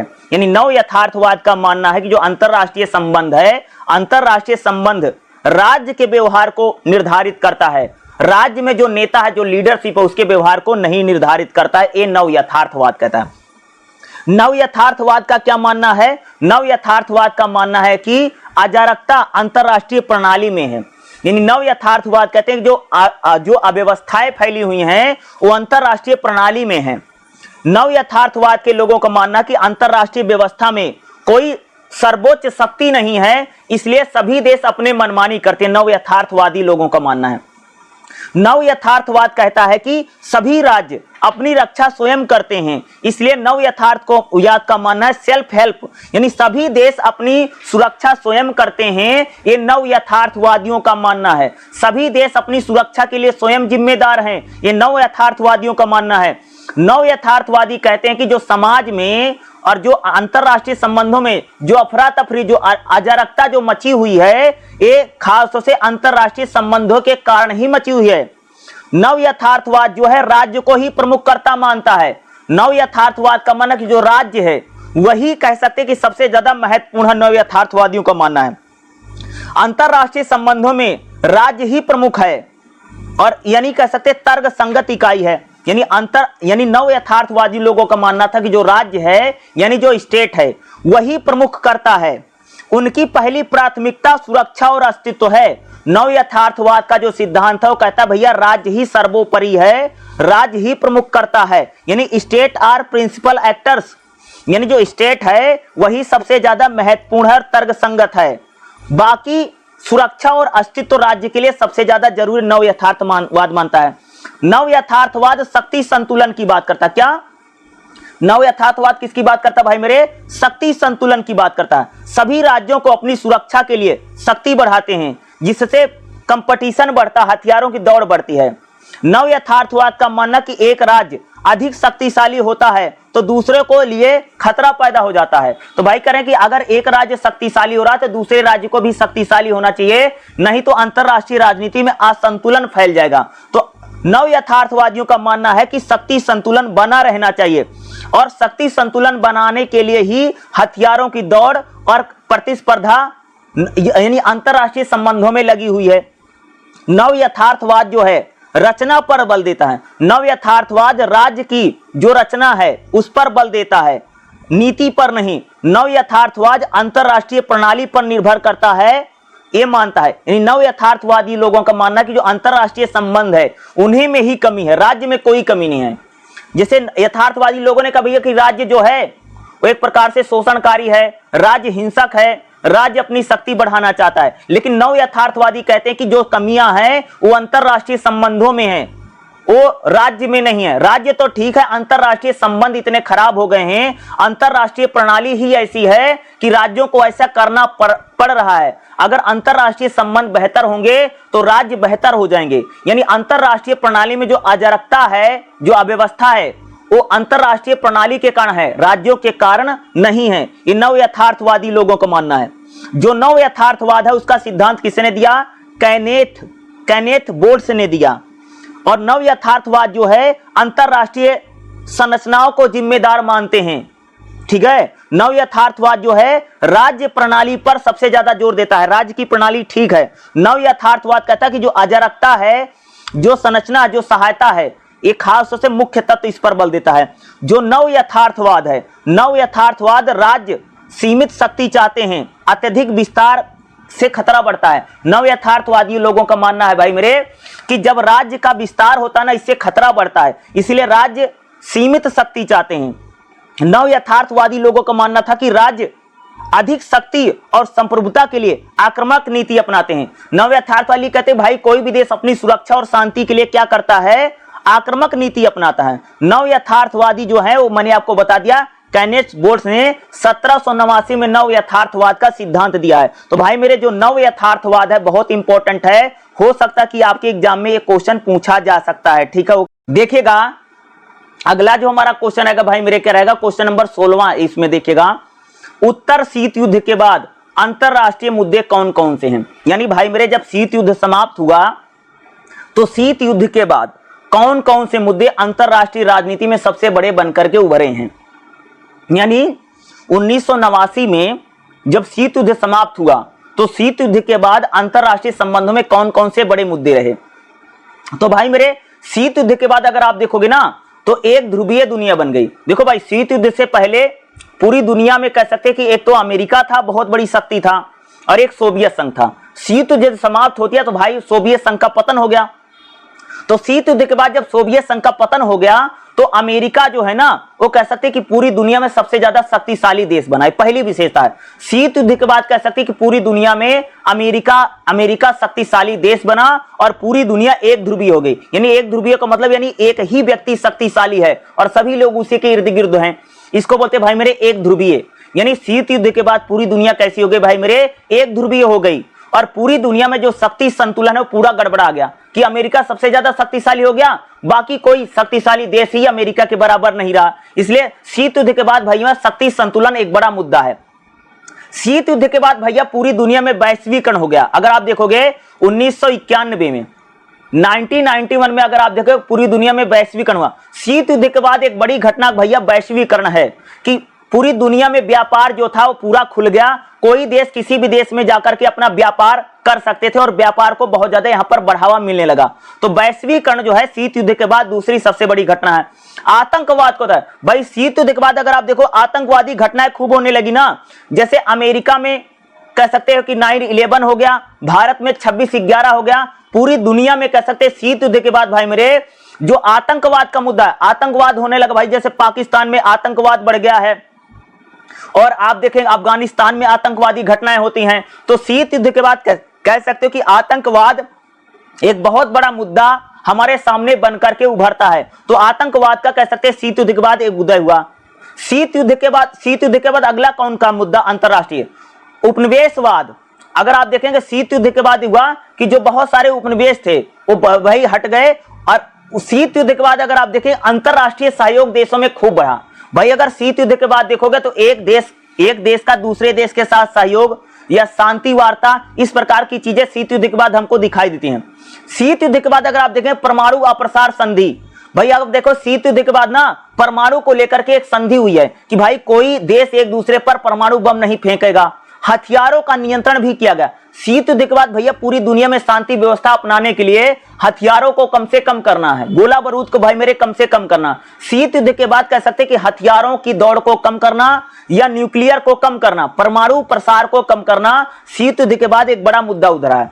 शीत युद्ध के बाद कह सकते कि अगला जो मुद्दा पूरी दुनिया में है उभरते शक्ति केंद्र। शीत युद्ध के बाद अगर आप देखेंगे तो पूरी दुनिया में चीन, भारत, रूस जैसे जैसे नए बड़े देश बनकर शक्तिशाली देश उभर रहे हैं। अगर आप देखें शीत युद्ध के बाद जो चीन है एक महाशक्ति के रूप में भाई मेरे बनकर के उभरा। अगर आप देखेंगे कोल्ड वार के बाद देखिएगा, जैसे मैंने बताया भाई शीत युद्ध के बाद वो शक्ति के नए केंद्र हो गए। अगर आप देखो जब शीत युद्ध समाप्त हुआ उसके बाद देखो चीन कितनी बड़ी महाशक्ति बन के उभरा, रूस कितनी बड़ी महाशक्ति बन के उभरा। शीत युद्ध के बाद अगर आप देखेंगे भारत भी एक महाशक्ति बन के उभर रहा है। शीत युद्ध के बाद अगर आप देखेंगे भाई मेरे जो नए मुद्दे पूरी दुनिया के लिए आए हैं, जलवायु परिवर्तन, क्लाइमेट चेंज और पर्यावरण का मुद्दा कह सकते हैं शीत युद्ध के बाद एक बड़ा मुद्दा बनकर के उभरा है। आप देखो भाई मेरे की गर्मी कितनी बढ़ती जा रही है, पर्यावरण प्रदूषण या क्लाइमेट चेंज कह सकते हैं शीत युद्ध के बाद सबसे बड़ा मुद्दा बनकर के उभरा है। जिस प्रकार से हीट बढ़ती जा रही है, समुद्र का जल स्तर बढ़ता जा रहा है और जो पहाड़ों पर जो बर्फ गिरी है, बर्फ पिघल रही है, समुद्र का जल स्तर बढ़ रहा है, लगातार जलवायु परिवर्तन हो रहा है, पर्यावरण पर प्रभाव पड़ रहा है। तो शीत युद्ध के बाद जलवायु परिवर्तन और पर्यावरणीय जो प्रभाव है, यह भी कह सकते हैं अंतरराष्ट्रीय संबंधों में शीत युद्ध के बाद ये बड़े बड़े मुद्दे पूरी दुनिया के सामने आए हैं। तो 16वां क्वेश्चन भाई मेरे इंपॉर्टेंट हो सकता है, जो आपके एग्जाम में पूछा जा सकता है। देखिएगा अगला जो हमारा क्वेश्चन करेगा भाई मेरे, निर्भरता सिद्धांत के विभिन्न संस्करण, यानी अंतरराष्ट्रीय संबंधों में निर्भरता सिद्धांत क्या है, ये इंपॉर्टेंट हो सकता है। निर्भरता सिद्धांत मतलब समझते हो कि भाई जब एक देश दूसरे देश पर निर्भर रहता है। जैसे अगर आप देखोगे भाई ना, जब छोटा बच्चा होता, जो बच्चे होते हैं अपने माँ बाप पर निर्भर रहते हैं, उसी प्रकार से अगर आप देखोगे तो अंतरराष्ट्रीय राजनीति में कहा जाता है कि भाई मेरे एक देश जब दूसरे देश पर निर्भर है तो भाई कोई किसी देश पर हमला नहीं करेगा, आक्रमण नहीं करेगा। इसलिए अंतरराष्ट्रीय संबंधों में निर्भरता सिद्धांत जो है बहुत ज्यादा इंपॉर्टेंट है और बहुत ज्यादा महत्वपूर्ण है। यानी एक देश दूसरे देश पर निर्भर रहे चीजों के लिए, जैसे बच्चे माँ बाप पर निर्भर रहते हैं ना, उसी प्रकार से हर देश, जैसे कोई देश किसी पर कोयले के लिए निर्भर है, उससे कोयला मिलेगा, उससे संसाधन मिलेगा, उससे चीजें मिलेंगी। जैसे भारत अगर आप देखोगे तो चीन पर बहुत निर्भर है ना, खास तौर से हमारे जो बाजार हैं चीनी सामानों से भरे पड़े हैं ना, तो इसको बोलते हैं भाई निर्भरता सिद्धांत। निर्भरता सिद्धांत क्या है? जब दो या दो से अधिक देश ऐसे संबंधों में बंधे होते हैं जहां एक देश के फैसले दूसरे देश पर प्रभाव डालते हैं, उसे निर्भरता सिद्धांत कहते हैं। यानी एक देश का संबंध से, एक देश के संबंध से दूसरे देश पर जो प्रभाव पड़ता है उसको बोलते हैं भाई निर्भरता सिद्धांत। क्या है निर्भरता जो सिद्धांत है? रॉबर्ट की ओहेन इन्हें 1977 में कह सकते हैं ये निर्भरता सिद्धांत दिया गया। निर्भरता सिद्धांत क्या है? यानी आर्थिक निर्भरता को बताता है। यानी पूरी दुनिया जो है एक दूसरे पर व्यापार के जरिए, आपूर्ति के जरिए एक दूसरे से जब जुड़ी रहेगी, भाई ये निर्भरता है। जब आप देखो पूरी दुनिया में भाई मेरे व्यापार हो रहा है ना, तो पूरे दुनिया में जो व्यापार होता तो एक देश दूसरे देश पर क्या है भाई मेरे? निर्भर है, डिपेंडेंट है ना। जैसे भारत पाकिस्तान के बीच आईटी और रक्षा व्यापार को लेकर के चीन के साथ भारत का जो व्यापार है, ये एक प्रकार से आर्थिक निर्भरता ना, आर्थिक आधार पर भारत चीन पर निर्भर है। भाई चीन के बने सामान भारत में आके बिक रहे हैं, भारत के बने सामान किसी और देश में जाकर के बिक रहे हैं, तो इसको बोलते हैं भैया आर्थिक निर्भरता। यानी एक देश दूसरे देश के साथ व्यापार करने की निर्भरता है। अगर व्यापार नहीं होगा तो उनके देश में उस चीज की कमी हो जाएगी, तो इसको बोलते हैं भैया आर्थिक निर्भरता। अगला है टेक्नोलॉजी और वैज्ञानिक निर्भरता। जब एक देश दूसरे देश की तकनीक पर, शोध पर, शिक्षा पर, औषधियों पर निर्भर हो जाता है। जैसे भाई मेरे भारत में कोरोना की जो टीका बना था वो बहुत सारे देशों में गया, तो भारत पर बहुत सारे देश भाई मेरे निर्भर हो गए था ना। तो यही क्या भाई निर्भरता सिद्धांत। और जब अंतरराष्ट्रीय में निर्भरता सिद्धांत रहेगा ना, तो कोई देश किसी पर हमला नहीं करेगा, कोई देश किसी पर आक्रमण नहीं करेगा, सभी देश मिलजुल करके क्या करेंगे? एक दूसरे पर सहयोग करेंगे। इसलिए अंतरराष्ट्रीय संबंधों में कहा जाता है भाई कि एक देश जब दूसरे देश पर निर्भर रहेगा, डिपेंडेंट रहेगा, तो भाई क्या रहेगा? पूरी दुनिया और पूरे विश्व में शांति बनी रहेगी। समझ रहे हो? अगला क्या? सुरक्षा निर्भरता। आतंकवाद, समुद्री सुरक्षा, साइबर हमले, परमाणु अप्रसार जैसे मुद्दे को लेकर के पूरी दुनिया में एक देश दूसरे देश पर भाई निर्भर है ना। जैसे संयुक्त राष्ट्र शांति सेना, नाटो, इस प्रकार से क्या है? ये सुरक्षा निर्भरता है ना। अगर आप देखो भाई सुरक्षा को लेकर के बहुत सारे देशों ने संधि कर रखी, ट्रीटी कर रखी है, इसको बोलते भाई सुरक्षा निर्भरता। कोई एक देश मिलकर के सभी चीजों की सुरक्षा नहीं कर सकता है, इसलिए सभी देश जो है एक दूसरे की मदद करते हैं और एक दूसरे की सुरक्षा करते हैं। सुरक्षा निर्भरता क्या है? पर्यावरणीय निर्भरता। भाई पर्यावरण एक ऐसा मुद्दा है जो एक देश से हल नहीं हो सकता है। इसलिए अगर आप देखोगे जलवायु परिवर्तन हो, प्रदूषण हो, प्राकृतिक आपदाएं हैं, सभी देश मिलजुल करके प्राकृतिक आपदाओं का सामना कर रहे हैं और प्राकृतिक आपदाओं को कम करने का या पर्यावरण को बचाने के लिए पूरी दुनिया के देश मिलकर के काम कर रहे हैं। इसको क्या बोलते हैं भाई? पर्यावरणीय निर्भरता। यानी पर्यावरण के आधार पर कह सकते एक देश भाई मेरे दूसरे देश पर निर्भर है, इसको बोलते भाई ये पर्यावरणीय निर्भरता। निर्भरता सिद्धांत हमको ये बताता है कि भाई मेरे एक देश दूसरे देश पर डिपेंडेंट है, एक दूसरे देश पर निर्भर है। कोई देश इतना स्वतंत्र नहीं है कि अपना काम स्वयं कर ले, उसको किसी से कोई मतलब नहीं है। अंतरराष्ट्रीय राजनीति में हर व्यक्ति दूसरे पर निर्भर है, हर व्यक्ति दूसरे पर क्या है, डिपेंडेंट है। यही है भाई मेरे निर्भरता सिद्धांत। और निर्भरता सिद्धांत हमारे लिए इसलिए जरूरी है भाई मेरे, जब एक बात बताओ, जब अगर कोई देश किसी दूसरे पर निर्भर नहीं रहेगा ना, तो भाई हर देश दूसरे देश पर आक्रमण कर देगा, हमला कर देगा, उसको कब्जा कर लेगा। जैसे भाई मेरे बच्चे अपने माँ बाप पर निर्भर होते ना, तो बच्चे कभी बगावत नहीं करते, माँ बाप की बातें मानते हैं, होता है ना भाई। एक बात बताओ, अगर तुम लोग अपने माँ बाप पर निर्भर नहीं रहोगे तो माँ बाप की जिंदगी में तुम लोग कभी नहीं बात मानोगे, और माँ बाप भी भाई मेरे तुम पर निर्भर हैं। तो भाई पूरी दुनिया में ना, जब एक आदमी दूसरे पर निर्भर रहता, आश्रित रहता ना, तभी जिंदगी चलती है और तभी अंतर देशों में संबंध भी चलता है भाई मेरे। एक तरफा बात नहीं होती भाई मेरे, यही है निर्भरता सिद्धांत। एक हाथ से ताली नहीं बजती भाई मेरे, दोनों हाथ से बजानी पड़ती है, कहा जा रहा है। और पूरी दुनिया में भाई मेरे निर्भरता सिद्धांत जो है बहुत इंपॉर्टेंट है, और निर्भरता सिद्धांत के कारण ही पूरी दुनिया में शांति, सुरक्षा और सहयोग बना हुआ है। भाई एक देश अगर दूसरे देश पर निर्भर नहीं रहेगा तो उसकी बात ही नहीं सुनेगा, उसकी बात ही नहीं मानेगा। वो बोलेगा तो हमारा काम ऐसे चल जा रहा, हम तुम्हारी क्यों सुने, हम तुम्हारी क्यों माने, ठीक है। तो इससे अंतरराष्ट्रीय संबंधों में एक प्रकार से युद्ध, लड़ाई, सारी चीजें छिड़ जाएंगी। यही है भाई मेरे निर्भरता सिद्धांत। और निर्भरता सिद्धांत एक बहुत इंपॉर्टेंट टॉपिक है जो कि आपके एग्जाम में 100% भाई मेरे आ सकता है और पूछा भी जा सकता है। जिसे पिछले क्वेश्चन पेपरों में निर्भरता सिद्धांत को लेकर के इन लोगों ने आपसे क्वेश्चन पूछा था, ठीक है। ओके।